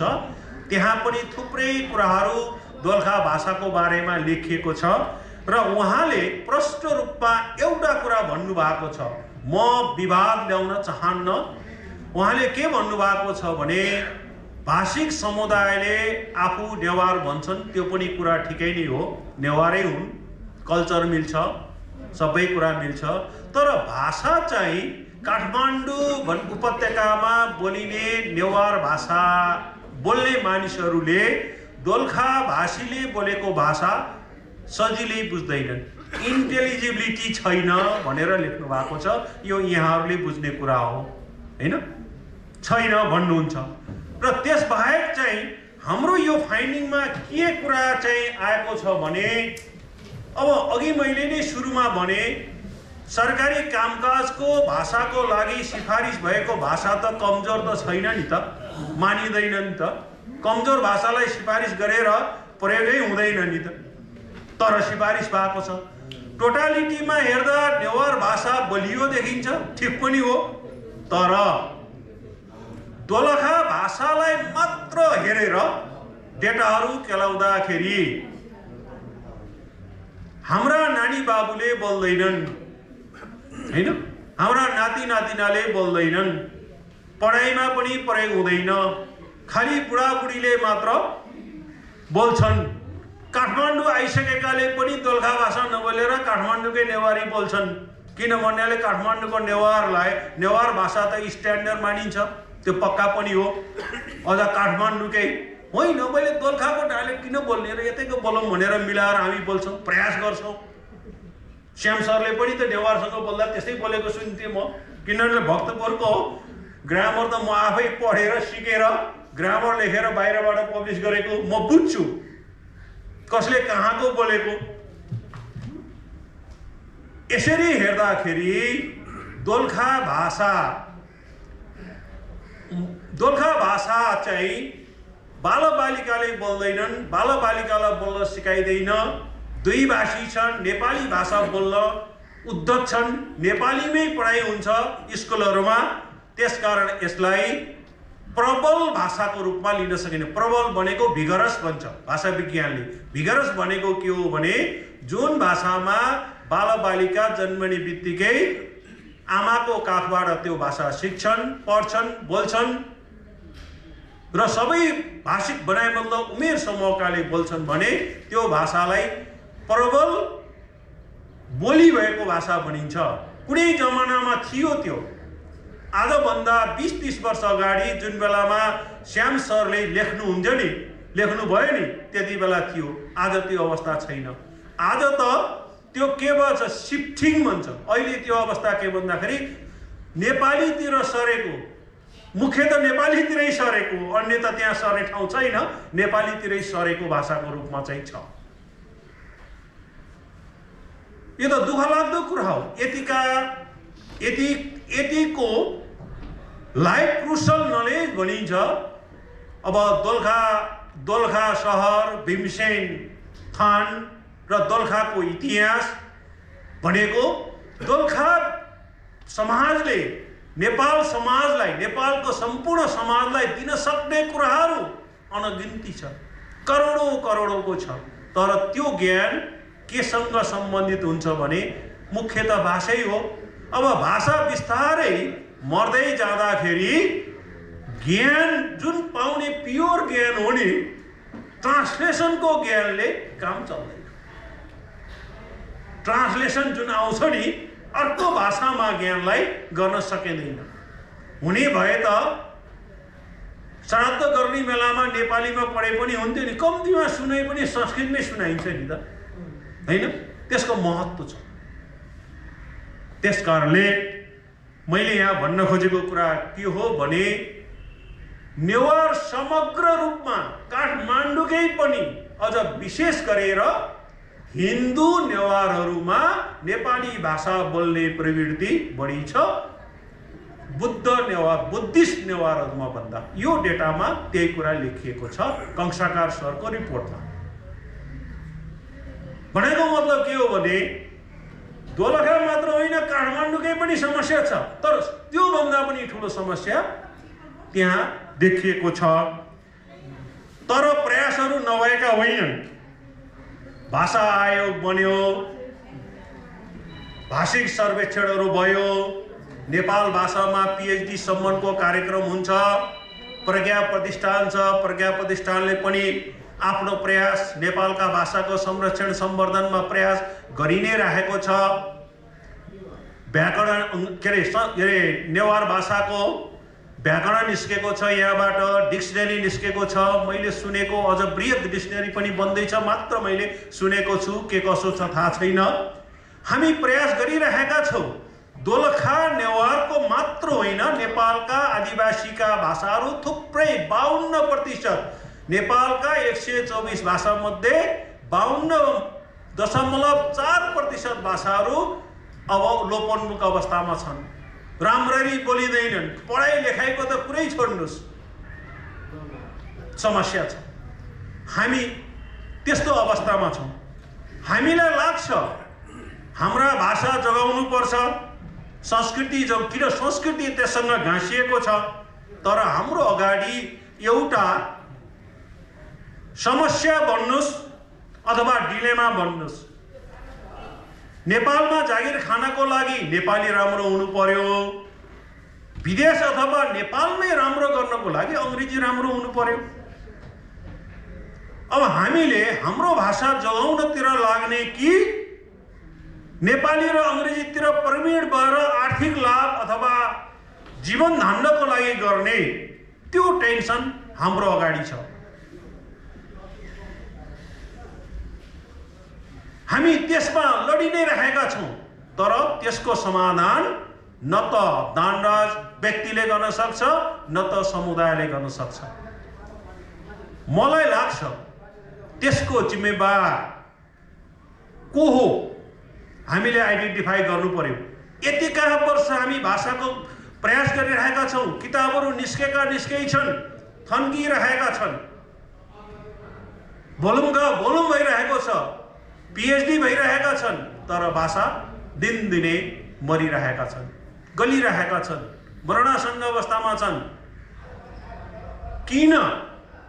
यसको सम्पूर्ण जिम्मेवार सरकार हो। मैले 30 वर्ष अगाडि पनि यो सरकार भन्दै, त्यसभन्दा अगाडि पनि सरकार सबभन्दा ठुलो भन्दै, अहिले पनि हो। सरकारको कमजोरी कहाँ छ हामीले बुझौँ। नेपालमा संस्कृति नीति छ, शिक्षा नीति छ, अरू नीति पनि छन्। नेपालमा भाषा नीति भएको देख्नु भएको छ? सरकारले भाषा नीति भनेर पब्लिस गरेको देख्नु भएको छ? संविधानमा एउटा आर्टिकल बनाए, मतलब एउटा दफामा, एउटा धारामा एउटा कुरा, त्यो कुरा अर्को धारामा गएर काट्छ।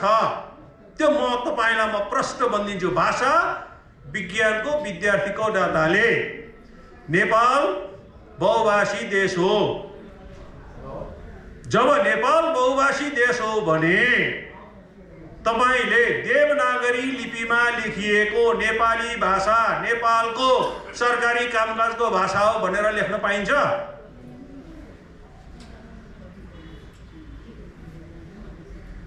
के हो त्यो? भनेको के हो? त्यसकारणले संविधानमा तलमाथि गरेर लेखिएका प्रावधानहरूलाई अहिले पनि नेपालका ठुला भाषा वैज्ञानिक भन्नेहरूले हाम्रो भाषा नीति भनेर पड्काइरहेका छन्। साउथ एसियामा नेपालमा जस्तो भाषा नीति कोही छैन। सम्पूर्ण भाषाहरू बराबर हुन् र बराबर छन् र गरिया छ र छैन, भुलभुलैया छ। हामी अल्मलिरहेका छौँ। सरकारले सङ्घीय भाषा नीति बनाउन आलडाल गरेको छ। भाषा आयोगमा म सदस्य सल्लाहकारको रूपमा थुप्रो वर्ष बसेँ। मैले पनि प्रयास गरेँ बनाउनुहोस् तपाईँहरू, तर बनाउँदैनन्। त्यसको पछाडिको कारण म यहाँ भन्दिनँ। किन? तपाईँलाई एउटै मात्र कुरा भनिदिन्छु, तपाईँलाई अचम्म लाग्ला। मध्य प्रदेशले हिन्दीलाई जसरी भए पनि सरकारी कामकाजको भाषा बनाउनु पर्यो भनेर 10वटा भाषा सिफारिस गर्न तयार गरे। भाषा आयोगले जम्मा 3टा भाषा सिफारिस गरेको छ मध्य प्रदेशको लागि। एउटा बज्जिका हो, एउटा मैथिली हो अनि एउटा भोजपुरी हो। तर 10वटा लगेर गयो। त्यहाँ के चाहियो भने हिन्दी जसरी पनि छिराउनु पर्यो। अहिलेको संविधानले हजुरहरूले हेर्नुभयो भने प्रष्ट लेखेको छ, प्राथमिक कक्षामा भाषा प्रयोगको नीति बनाउने, प्रोग्रामहरू बनाउने सम्पूर्ण गर्ने जिम्मेवारी स्थानीय निकायको हुनेछ भनेको छ। तर केन्द्रीय स्तरको भाषा नीति नभएकाले गाउँपालिकाले भाषा नीति बनाउन सक्छ। सरकारको केन्द्रमै छैन भाषा नीति, अनि गाउँपालिकाले बनाउँछ, नगरपालिकाले बनाउँछ। त्यो प्रमुख कारण हो हाम्रा भाषाहरू दिन प्रतिदिन हामी जति गरे पनि बालुवामा पानी खनाए जस्तो छ। हामी दिशाविहीन छौँ। देशले कस्तो भाषा नीति लिनुपर्ने हो? केन्द्रीय स्तरको भाषा नीति हुनु पर्यो नि। अनि त्यसको मोडेलमा बल्ल अनि त तपाईँको बच्चा बच्चीले नपढेर पुस्तक पाउँछ। नेपालमा बस्ने हो भने आफ्नो मातृभाषा त पढ्नु पर्यो नि, आफ्नो संस्कृति पढ्नु परेन। नेवार हुने, दोलखे हुने हो भने म दोलखाको बस्ने सहरमा बस्ने भने मैले पढ्नु परेन। अनि खै त, त्यस कारणले हामी नाटक मञ्चन गरिरहेका छौँ भाषाको रूपमा। हामी जति दुःख गरे पनि उहाँहरूले जस्तो, हामीले जस्तो, हजुरहरूले जस्तो भाषा बचाऊ बचाऊ बचाऊ बचाऊ बचाऊ भन्दै जाने अनि प्राण भन्ने अहिले फिल्म जस्तै मर्ने बेलामा बुढोले बुढी मरिसकेपछि बुढाले सँग बोकेर बस्नुपर्ने हुन्छ स्थिति हो। त्यस कारणले ढिलो भएको छैन। अझै पनि हामी लाग्यौँ भने सरकार सङ्घीय भाषा नीति आउनु पर्यो। त्यस भाषा नीतिले मात्र बाध्यकारी रूपमा तल्लो तहका निकायलाई आफ्ना भाषाहरू बचाउनु कसरी पर्छ भन्ने दिशानिर्देश गर्छ। र अर्को भनेको अब हामीले सामान्य रूपमा भन्ने गर्छौँ, भाषा नीति नभएसम्म त मलाई 66 वर्षको भाषा विज्ञानको प्राध्यापकलाई सोध्नुभयो भने केही पनि हुँदैन। मेरो घरमा पनि एउटा आर्थिक नीति छ, संस्कृति नीति छ, म त्यसै अनुसार चल्छु। घरको पनि नीति हुनु पर्यो नि त, त्यसले चलाउने हो नि त। म मेरो प्रकारले चल्ने, मेरो मिसेस प्रकारले चल्ने, छोरी प्रकारले चल्ने, म नातिनी हेर्दिनँ भनेर पाउँछु मैले, त मेरो नीतिले हो मैले नातिनी हेरेर बस्नु परेको। म अमेरिकाको हुन्थ्यो भने नातिनी सातिनी तेरो हेर छोड्दै बा भनेर हाम्रो संस्कृति अनुसारको नीति छ र चलेको हो। यति भन्दै यदि साँच्चै नै दोलखा भाषालाई हामीले अब बोल्ने, अब समस्या के भने बोलेर लेखिएको भाषा अब त बोल्न पनि छाडियो, लेखेर मात्र पनि त रेकर्ड मात्र हुने हो। अरूले भन्नुभयो डकुमेन्टेसन मात्र हुन्छ पछि काल। अब अहिलेकालाई यदि हामी साँच्चै नै गर्ने हो भने अहिले एउटा माथिल्लो तहबाट हेर्नुपर्ने, एउटा तल्लो तहबाट हेर्नुपर्ने, अर्को साइडबाट बचाउनु पर्ने भनेको, जसलाई अब इन्टिग्रेटिभ अप्रोच भनिन्छ। सबभन्दा पहिले समुदाय जाग्नु पर्यो। अब समुदाय जगाउने कसले भन्यो भने मलाई सोध्नुभयो भने मैले पनि भन्न सक्दिनँ।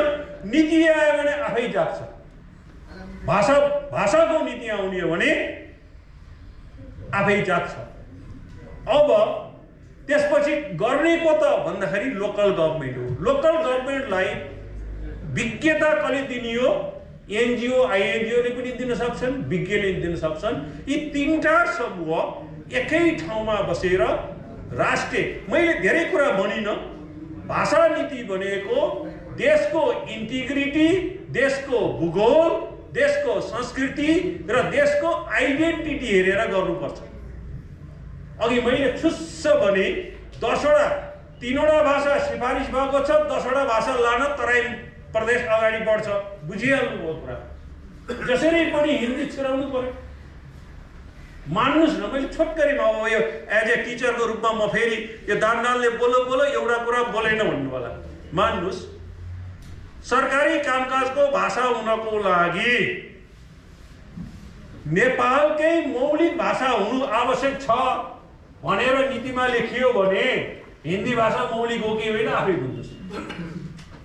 आपसे आप जान्छ नि त, नेवार जान्छ र जाँदैन नि त, तामाङ जान्छ र जाँदैन त। बनाउनु पर्यो, बोल्नु पर्यो, गर्नु पर्यो, नभए त भाषा मर्छन्, हामी पनि मर्छौँ, हाम्रा कृति पनि मर्छन्। यो सबै मर्ने क्रममा हामी छौँ भन्दै म चाहिँ एउटा हामी सबैले प्रण गरौँ। अब आजको दिनमा यति राम्रो काम भएको छ, भाषालाई जोगाउने भन्दा पनि डकुमेन्टेसनको रूपमा हाम्रो सरले जसरी काम गर्नु भएको छ, 2-2टा कृति एकैचोटि यहाँ लोकार्पण गराउनु भयो। अब हामीले राम्ररी नेपालीमा पनि ट्रान्सलेसन गरिदिनु भएको छ। यहाँ उहाँको ठुलो काम हो, किन भन्नाले ट्रान्सलेसन बिना हामी त सबै त पढ्न सक्दैनौँ। ट्रान्सलेसन पढ्यौँ भने अब भित्र के छ भनेर फेरि म जान सक्छु, होइन के रहेछ हामी जान सक्छौँ। यो ठुलो काम भएको छ। यो कामको लागि उहाँलाई धेरै धेरै धन्यवाद दिँदै आउँदा दिनमा पनि अरू कृतिहरू उहाँबाट प्रकाशित हुँदै जाउँ। हामी यसरी नै यहाँ बसेर छलफल गर्दै जाउँ र रोग अघि मैले भने भाषा बचाउनलाई साँच्चै नै चाहिने कुरा नीति नै हो। नीति बनाउनमा हामी जहाँ छौँ, जहाँबाट यो कुरा अगाडि बढाउन सकिन्छ, जहाँ बोल्दा हुन्छ, बोल्नुपर्ने आवश्यकता चाहिँ अहिले छ। यति भन्दै मेरा 2 शब्द के टुङ्गाउँछु। मलाई बोलाइदिनु धन्यवाद।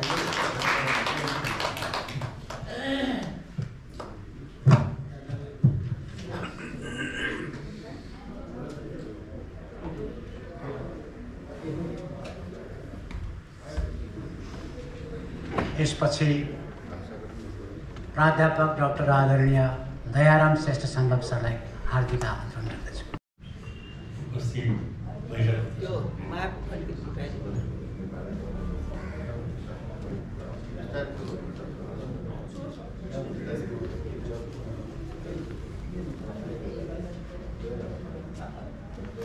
मैले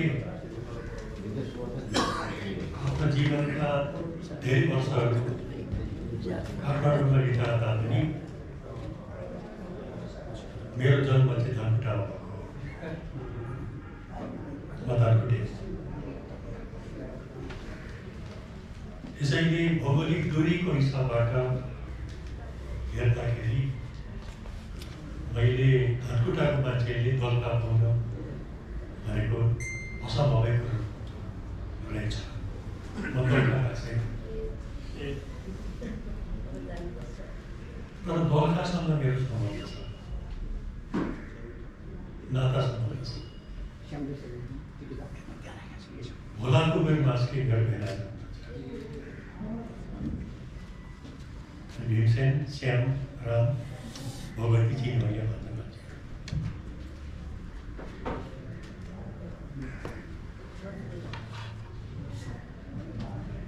अनि दोलखाका धेरै व्यक्तिहरूमा चाहिन्छ। वैकुण्ठ नारायण सेनको प्रधान सङ्घ तपाईँले आजभन्दा 40 वर्ष जति अघि उहाँले एउटा पत्रिका निकाल्नुहुन्थ्यो, साप्ताहिक मञ्च। त्यो साप्ताहिक मञ्चमा म स्तम्भ लेख्थेँ। करिब 5 वर्षसम्म उहाँको सानिध्य चोकबहादुर जी मेरो विद्यार्थी, शेषराज सेवाको दिव्य मेरो मित्र। अब श्याम सरसँग कसरी भयो, कहाँ भयो, किन भयो, त्यो मलाई सम्झना छैन। उहाँसँग परिचय धेरै पनि दिइयो, तर कहाँ कसरी भेट भयो, किनभने म अर्थशास्त्र पढाउने, म नेपाली, तर कहाँ कुन प्रकारको संयोग मिल्यो मलाई सम्झना छैन। मलाई जहाँसम्म अहिले धमिलो एउटा स्मरण एउटा आइराखेको छ, कहीँ कतै सानो ठेनीमा पाठ्यपुस्तक लेख्दाखेरिको अवसरमा सायद भेट गरेको थिएँ। मलाई त्यति राम्रो सम्झना छ, किनभने उहाँ पनि पाठ्यपुस्तक लेख्नु भएको छ, मैले पनि पाठ्यपुस्तकहरू लेखेका थिएँ कुनै सन्दर्भमा, त्यो सन्दर्भमा हुन सक्छ यो भाषाको सम्बन्ध मेरो पुरानै हो। तर मलाई थाहा थिएन म अर्थशास्त्र पढाउने, पब्लिक क्याम्पसमा पढाउने, उहाँले साहित्य लेख्नुहुन्छ, कविता, नाटक, कथा, उपन्यास लेख्नुहुन्छ भन्ने कुरो मलाई थाहा थिएन। त्यो पटलै मलाई थाहा थिएन, अहिले थाहा भयो। र उहाँलाई म आज आख्यानका दुईवटा पुस्तकहरू, एउटा उपन्यास, एउटा कथा सङ्ग्रह प्रकाशन गर्नुभएकोमा बधाई दिन चाहन्छु। मलाई चाहिँ के लाग्छ भने उहाँले आफ्नो मातृभाषाको लागि ठुलो देन दिनुभयो, आफ्नो मातृभाषाको सेवा गर्नुभयो। उहाँले नेपालीमा अनुवाद गर्नुभए तापनि मलाई लाग्छ नेपालीमा अनुवाद गरेको भन्दा पनि उहाँले दोलखाको भाषामा जुन लेख्नु भएको छ त्यो उहाँले ठुलो काम गर्नुभएको छ। त्यसका लागि उहाँलाई म बधाई दिँदै आफ्नो मन्तव्य दिन्छु। धन्यवाद।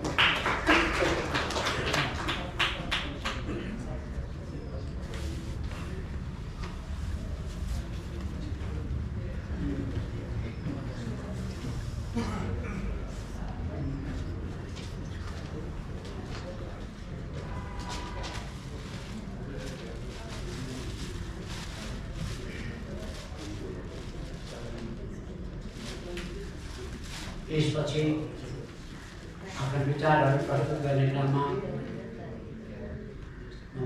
प्रज्ञा परिषद सदस्य, नेपाल प्रज्ञा प्रतिष्ठानका सदस्य अगीत बडेपाईज्यूलाई हार्दिक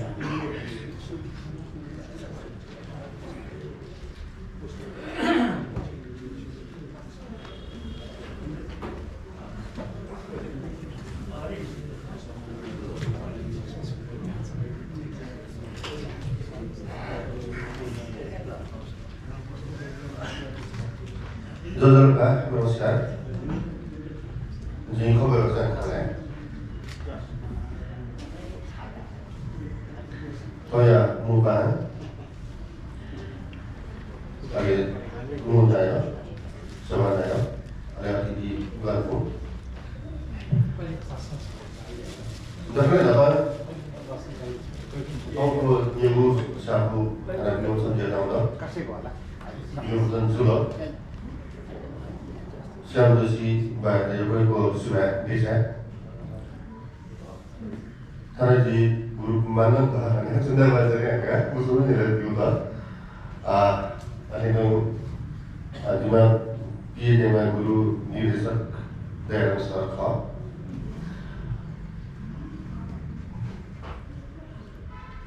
bahasa mereka di sana tahu bahasa muda जिसन जाइयो न दोलखा भाषा बोसियाका खाना छ नुमा चाहिँ नेपाली भाषा कुनै थराले से जिसन सुरुवात गरे पठाएको मैले छिपिसा थेमा अथवा मसमा चिनियो भन्नु भयो नेपाली भाषाको खोपे छ नि बुली चीज मिले दु म खोपेन त म दोलखा न जिन्नुवा नुवा नोरी बुली खा चिप्सन राडी भाइ दालयो समस्या जनरेसन गर्छ नेपाली भाषाको प्रभाव यो ल्याङ्ग्वेज प्रभाव नै हो चाहिँ थम पुस्तक मसिन पुस्तकले मसिन चाहिँ पनि mamai motion pani amsa senior doga senior doga muru motion ko senior muru ko mamau jiye ka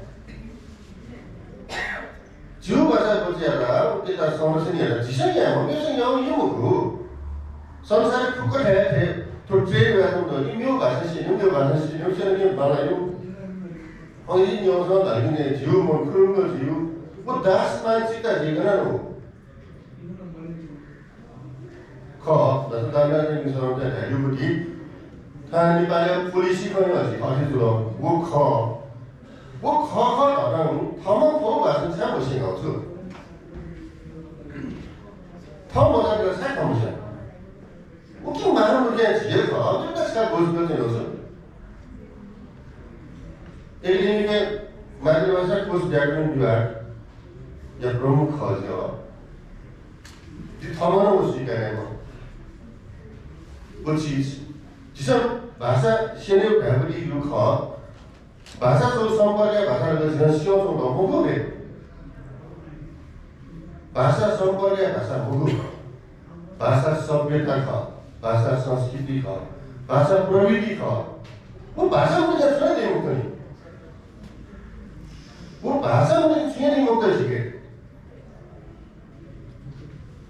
तरह देराम सर्दी ना सर्दी में बड़ी भाषा संपर्क भाषा जो है वो भाषा नुमारी इंचा वो ऑर्गेनाइजेशन वाली वो इंचा नहीं जो न्यू पुस्तकालय बात नहीं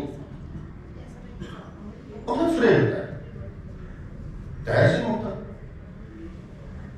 वो थोड़ा ऐसे मौसम को ये गलत चिंता करता वो भाषा शोध है वो निकाल भाषा से नहीं वो नहीं इसलिए वो से नहीं मुझे क्या हो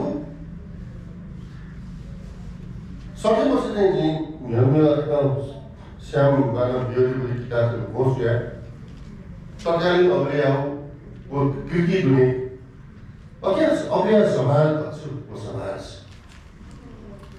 वो शोषण ही समाज वो आने वाली दुनिया वाली गरीबी वो गरीबी वो समाज के बारे में सुई दृष्टिकोण तो वर्षों और हिंदा राज्य मैमो भी खाना तब कितनी ही बात होगा वही जो बात है सब मुझसे बात वो कितनी दुनिया में खाना आनंद सर्विसन नजर में कोई कह दिला कितनी ही दो में तो दूसरा क्या सोचूं डेमो को दोस्ता दुर्गा भाषा को जी वो खापी क्या कहूँगा दुर्गा भाषा न्यू भाषा अंतर्गत ला अथवा न्यू या पुरानो उद्गम है वो खाना का जो को भाषा भी किसी ने क्या सुना वो क्या वो दोनों स्ट्रक्चर से लेना वो कॉर्डिंग करें तो सर्विसेशन ऐसा हो गया अब वो भाषा का बचिया का नहीं है जो बैठने वो पूरी है वो हमारी है हम ये सही चीज़ वो दूसरा क्या चाहिए वो दुर्गा भाषा सुनिया मरका खुशी लिसिङ तो मातृभाषा विभाग चाहिँ दुर्गा भाषा छुट्टा किताब छ पत्रिका छ विज्ञान हो थोकी नवा भाषा पनि ठ्याबु ढाबुली पत्रिका वो विज्ञान होने तो नहीं और ना जो विभाग में नहीं और दुर्गा भाषा या में छेलो चाहिँ न्यू पत्रिका छ विज्ञान हो और वार्षिक विज्ञान हो ये जो है जिसम थोक है बच्चे अब फंसा थोक है वो चीज जिसम तो दिन मुझे जिम्मान ये नहीं है ना वो चीज है तो तेरे बाया है तो कभी जाऊँ ये जो तो ज़्यादा तो चले आओ न्यू भाषा चले आओ खासु न्यू भाषा नहीं है वो खासु और तो हमें वो ना अरे खेल समाज होता जीप को मुझे खेल रहा हूँ न्यू भाषा मारा हूँ न्यू भाषा है जी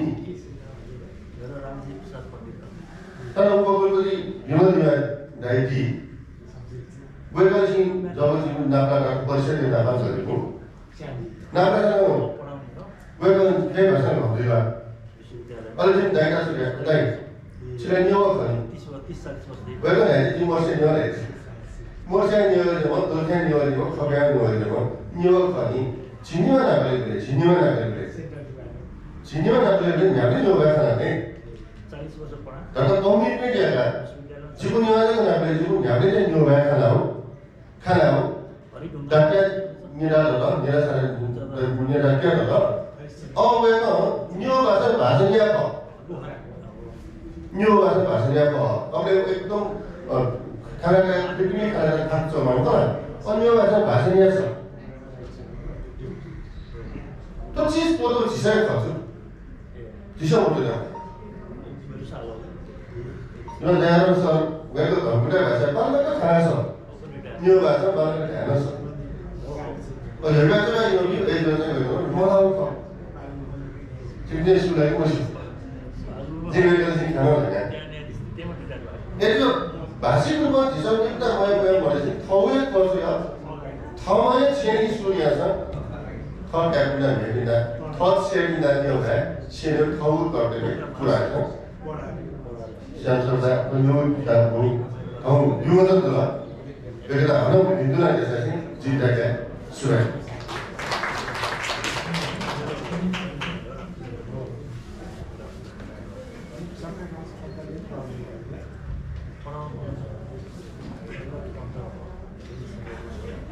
यसपछि आदरणीय आदिवासी श्रेष्ठलाई मन्तव्यसहित गोर्खा भाषा र संस्कृतिको उत्थानको लागि प्रयत्न गर्ने डाक्टर श्याम जोशीलाई सम्मान गर्नुका साथै केही मन्तव्य व्यक्त गर्नको लागि हार्दिक आमन्त्रण गर्दछु।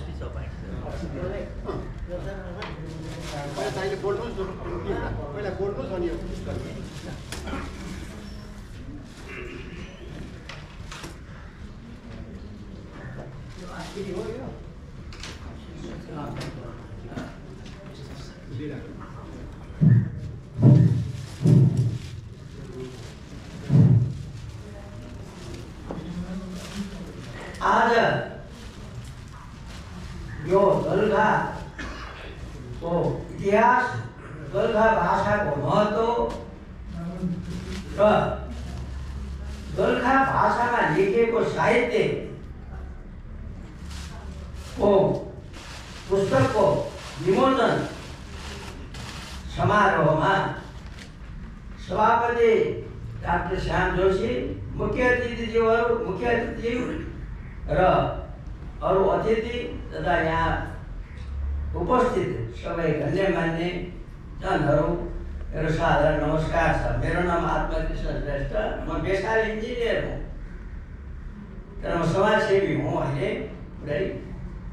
अब मैले यो श्याम जोशी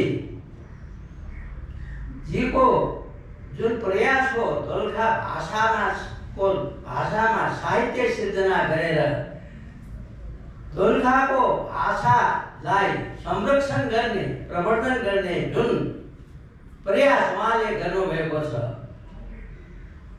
उहाँ विद्यार्थी कालदेखि नै दोलखा भाषामा नाटक र अहिलेसम्म पनि किताबहरू दोलखा भाषामा उपन्यास कथाहरू लेखेर दोलखा भाषालाई एउटा जीवन्त बनाउने मात्रै होइन, दोलखा भाषालाई आउने पिँढीहरूलाई पनि दोलखा भाषालाई जीवित राख्ने उहाँको ठुलो प्रयास ठान्दछु म। किनभने हामी सबै भाषा नै सभ्यताको मूल धरोहर हो।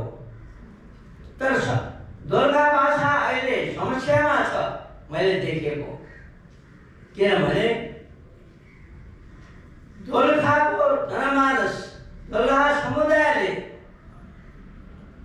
बिहाबारीको हिसाबले दोलखा भाषा बोल्ने भन्दा पनि बाहिरको अरू महिलाहरूसँग बिहा सम्बन्ध भएको कारणले घर घरमा बोलिने दोलखा भाषामा लोप हुँदैछ।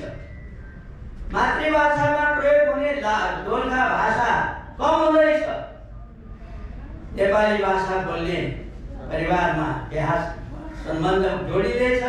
त्यसले गर्दाखेरि छोरा, त्यसले गर्दाखेरि आउने सन्तानले, बच्चाहरूले दोलखा भाषा बोल्दैनन्। आमाले नबोलेपछि दोलखा भाषा मातृभाषाको रूपमा घर घरमा प्रयोग हुने क्रम घट्दैछ। म प्रशस्त बल देख्दैछु। दोलखाको हामी समुदाय अधिकांश काठमाडौँमा बस्छौँ। दोलखा करिब खाली भइसक्यो। म हिजो मात्रै दोलखा गएर आएँ। घरहरू मात्रै छन्, त्यहाँ मान्छे छैन, ताला लागेको छ र जति छन् बहुत कम मानिस मात्रै छन्। खेती गर्ने किसानहरू, पढ्ने साना सानो विद्यार्थीहरू त्यो पनि कम भइसक्यो र इभन त्यस्ताहरू व्यक्तिहरू मात्रै छन्। र दोलखाको संस्कृति र भाषाको विषयमा हामीहरू यदि चिन्तनशीलता छौँ, तर त्यसलाई जोगाउने, त्यसलाई निरन्तरता दिने उपाय हामीले सोचेका छैनौँ। अब उपाय त एउटा, उपायमा एउटा सबभन्दा ठुलो कारण हामीहरू दोलखाबाट दोलखे समुदाय बाहिरिरहेछ, आउट माइग्रेसन हुँदैछ, तर त्यहाँ बस्ने बहुत कम छ। हामी जति दोलखेहरू यहाँ छौँ त्यसमा बहुत 2-4 जना मात्रै दोलखामा बस्छन् होला, अधिकांश हामी यहीँ बस्छौँ। र हाम्रो छोराछोरीहरूले दोलखा भाषा पनि बोल्दैनन्। अझ नातिहरूको त कुनै नहुनु, नातिको समानामा त मेरो पुर्खाको जन्मथलो दोलखाको रहेछ भन्ने किसिमको कुरा हुन आउँछ। त्यसै कारणले यो हिसाबले दोलखा भाषा लोप हुने अवस्थामा देख्छौँ। मेरो म त अहिले पुरानै जेनेरेसनको मान्छे हो। मेरो उमेर 88 वर्ष भयो र मेरो उमेरको 5-7 जना मात्रै बाँकी छन्, मभन्दा 80 वर्षभन्दा माथिका, र त्यसपछि त्योभन्दा मुनिका 60 वर्ष माथिका। अब यहाँहरू हुनुहुन्छ, यहाँहरू पनि दोलखामा बस्नुहुन्न, यहीँ बस्नुहुन्छ र बहुत कम मान्छे मात्रै चाडपर्वमा जाने मात्रै हुन्छ। र युवाहरू रोजगारीको खोजीमा, उच्च शिक्षाको खोजीमा काठमाडौँ कि त विदेश जान्छन्। रोजगारीको कमीले गर्दाखेरि यो रोजगारीको कमी दोलखाको मात्रै होइन, राष्ट्रिय समस्या हो। मुलुकबाट वर्षको 7 लाख 18 वर्षभन्दा माथि 30 वर्षभन्दा मुनि यो अहिलेको अवस्था। मेरो संस्था त हामी सबैको रोपा फाउन्डेसनबाट मैले उहाँलाई सम्मान गर्ने सोचेका छु र सम्मानमा अब म धेरै उहाँलाई हामीले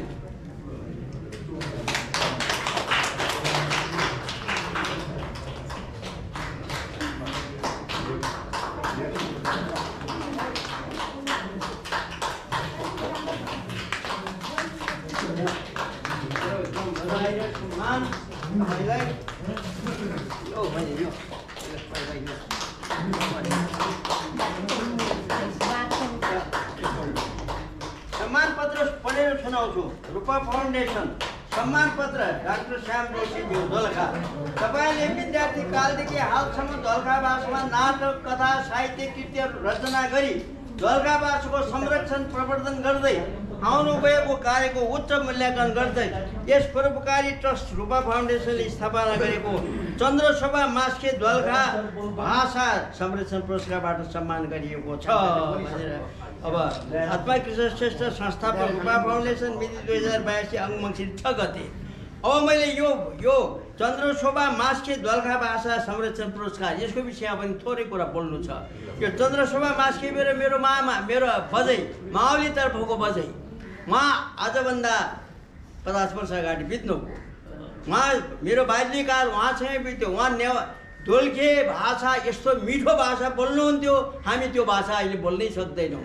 त्यस कारणले मैले यो दोलखे भाषा, दोलखा नेवार भाषा को संरक्षणकै हिसाबले नै उहाँको नाममा मैले आजभन्दा 2-3 वर्ष अगाडि नै चन्द्रशोभा मास्के दोलखा भाषामा रिसर्च गर्ने, दोलखा भाषामा साहित्य रचना गर्ने, उत्कृष्ट गर्नेलाई दिने भनेर फाउन्डेसन स्थापना गरेको, त्यसबाट म सम्मानित गर्छु उहाँलाई।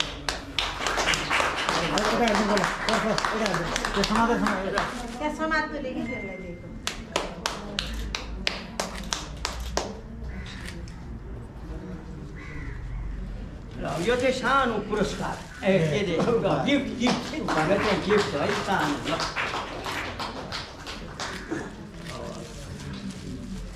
यति भन्दै मेरो भनाइ यति सुनाउँछु र उहाँ लामो अझै दीर्घायु होस्, सुस्वास्थ्य होस्, अझै यस्तो किसिमको रचना दोलखा भाषामा रचना गर्दै हाम्रो भाषालाई मर्न नदिउँ। मेरो हामी कार्यक्रमको अन्तिमतिर आइपुगिसकेका छौँ। त्यसपछि यस कार्यक्रमका प्रमुख अतिथिबाट सार्वजनिक सम्बोधनहरूको लागि हार्दिक आमन्त्रण।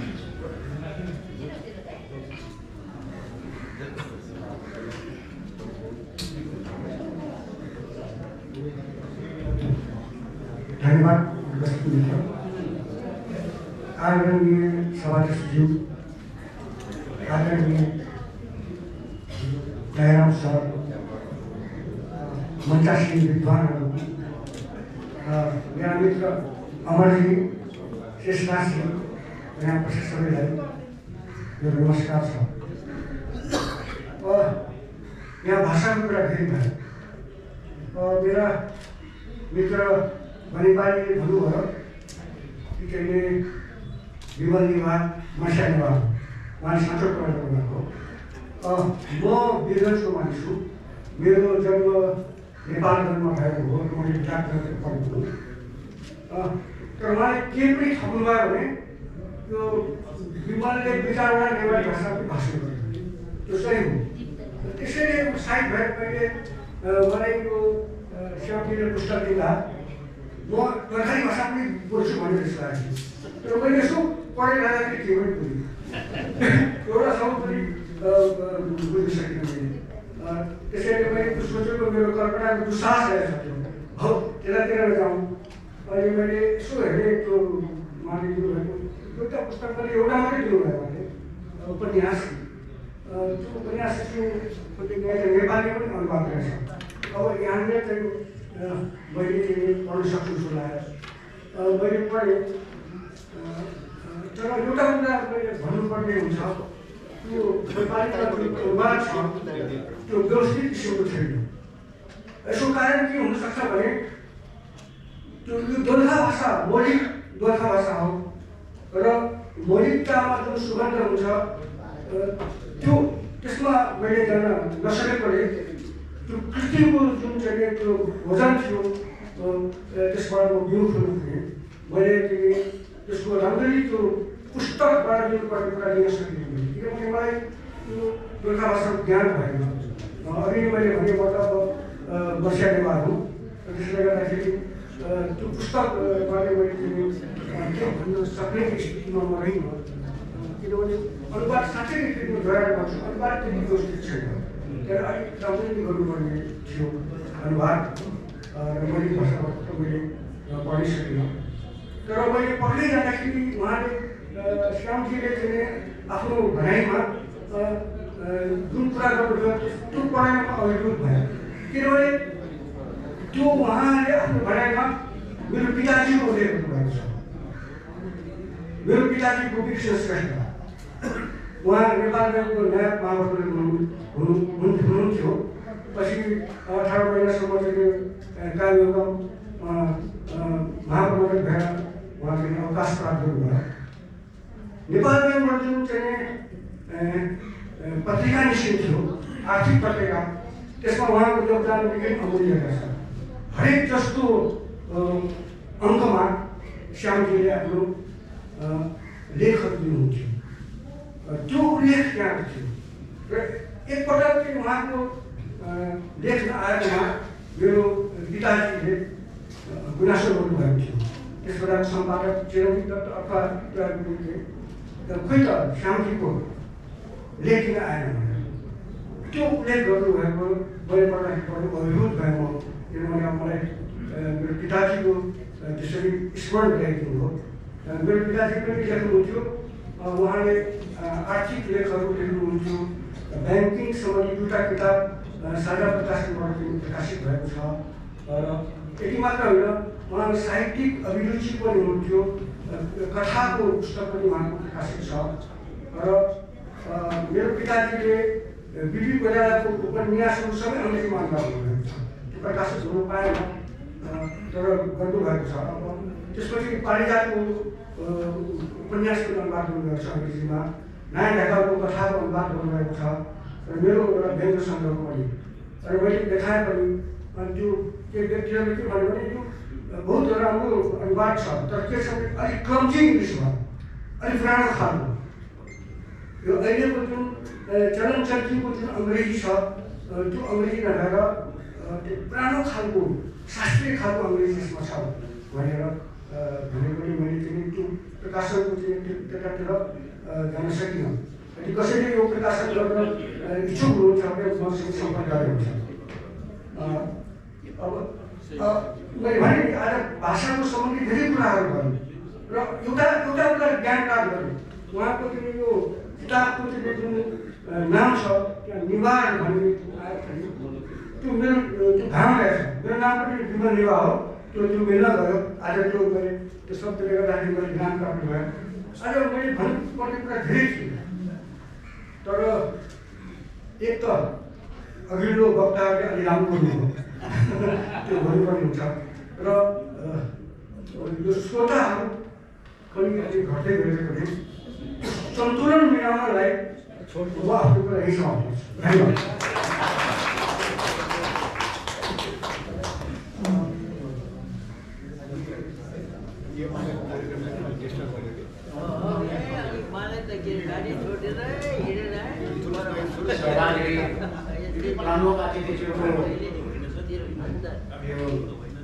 टाइटल नामको पछाडि विवाह, यहाँ पनि विवाह भयो, एउटै अर्थ भयो। यो संयोग पनि मिल्दो रहेछ। र अब यसपछि यहाँ उपस्थित सम्पूर्ण महानुभावहरूको निमित्त स्वागत भाषण प्रस्तुत गरिदिनुको लागि धन्यवाद ज्ञापन गरिदिनको लागि मेरा मित्र साहित्यकार अमर कुमार प्रधानजीलाई हार्दिक धन्यवाद गर्दछु।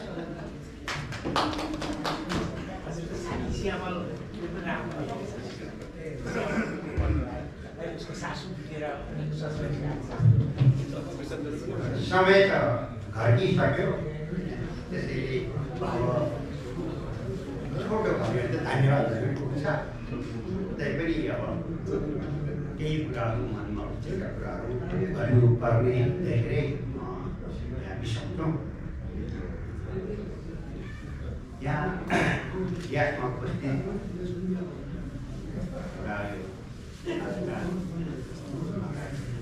कृतिकार डक्टर प्राचीन विमल बाजू अलका भावे अभित मणिपाली प्राणा दयाराम ऐसे लेखना प्राणा दान वरिष्ठ समाज आणि यहाँ उपस्थित विभिन्न सङ्घ संस्था विभिन्न सदन व्याख्या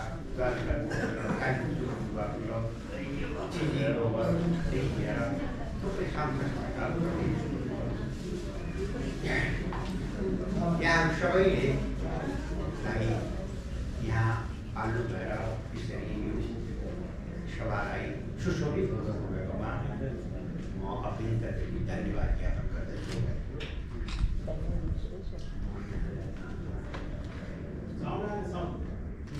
लक्ष्मी प्रसाद देवकोटाले शाकुन्तल महाकाव्य लेख्नु। शाकुन्तल महाकाव्य लेख्दाखेरि एक दुईवटा के भइदियो भने पुष्कर शमशेर प्रकाशक आए।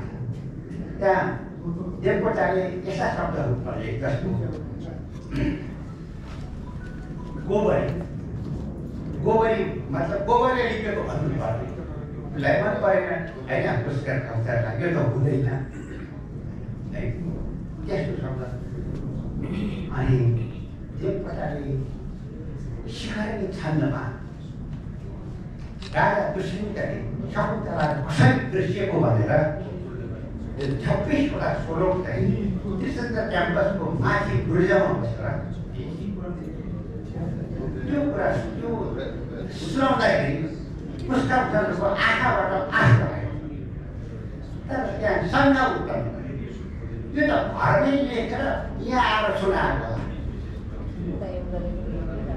अनि त्यो प्रकारले जब त यस्तो मार्गले त म 10 दिनमा तयार गर्छु भनेर शाकुन्तल महाकाव्य दिएर मात्र पुगेन 10 दिनमा अर्को काव्य तयार गर्नु पर्यो त्यो हो सुरु त अनि घण्टा गरेर 1 बजाएपछि श्यामदास वैष्णव लेख्ने देवकोटा भन्ने ठ्याक्क 10 दिनमा त्यो महाकाव्य सुरु गराइदिए म यहाँ के सम्झाउँछु भने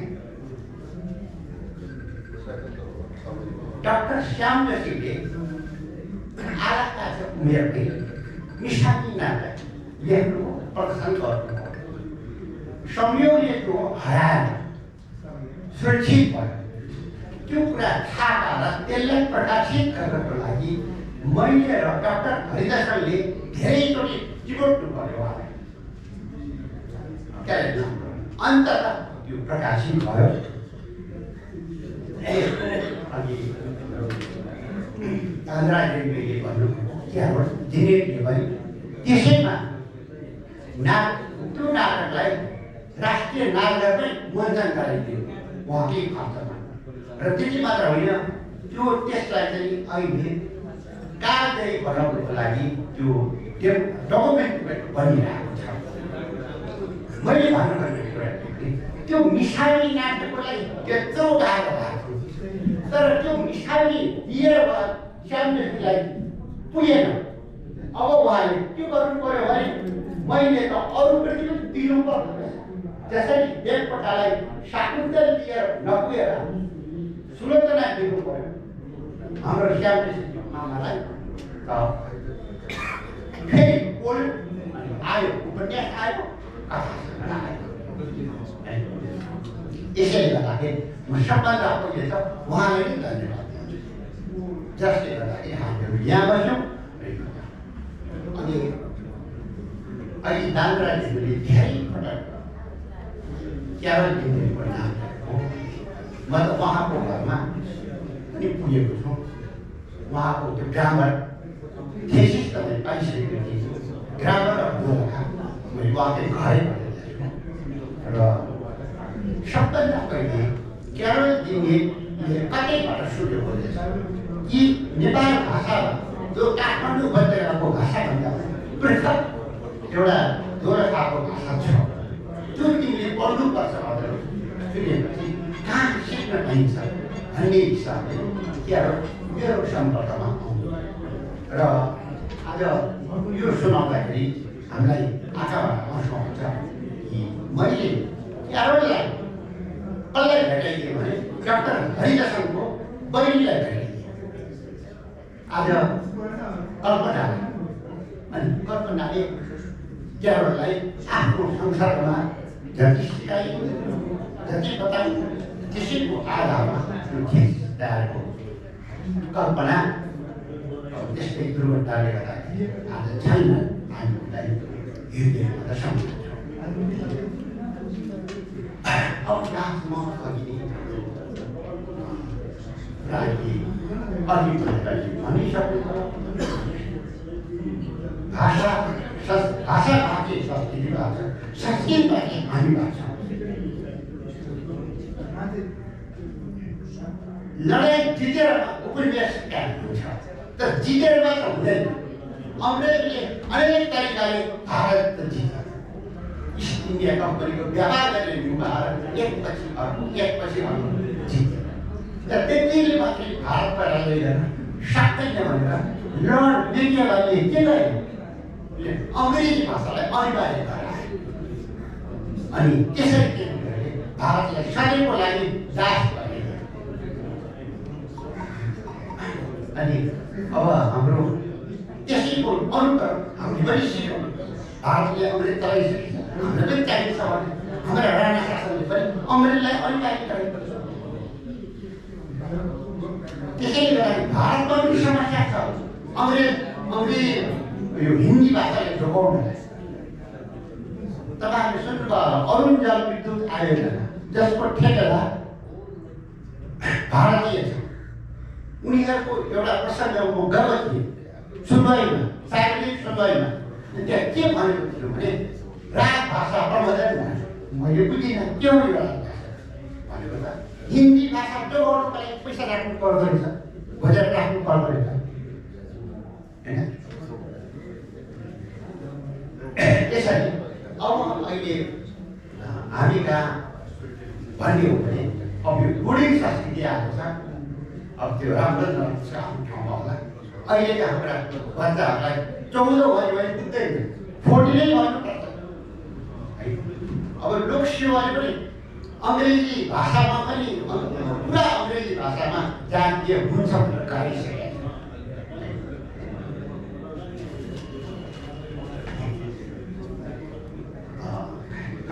मैले अब यो जहाँसम्म यो आजको यो किताबको बारेमा भनिसकेको यो कथा उपन्यास यसको चिरस्मरणीयता र यसलाई सम्झेर मैले आजको यहाँ उपस्थितिको लागि हृदयदेखि नै हार्दिक धन्यवाद आभार गर्दै यो कार्यक्रमलाई मैले यही अन्त्य भएको अनुरोध गर्दछु।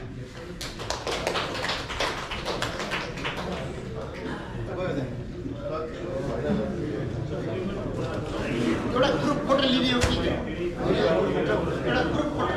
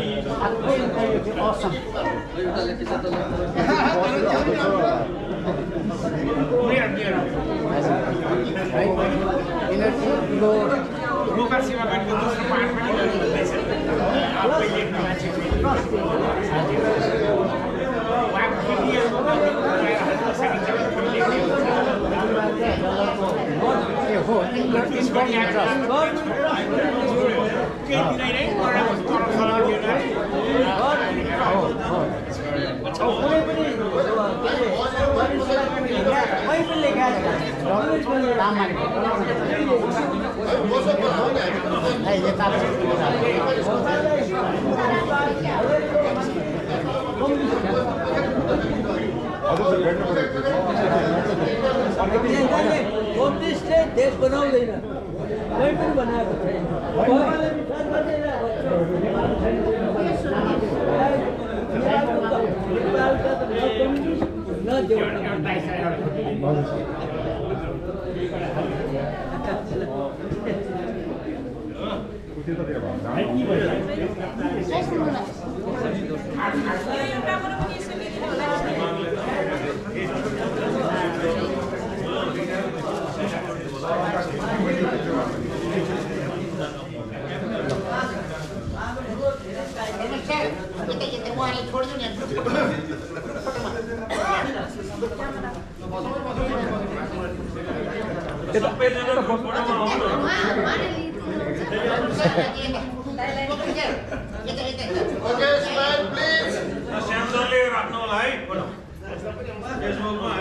बसिदिनुहोस् त प्लिज। यता हेरौँ है ऋषि भनौँ हाँसिन्छ चिज वान मोर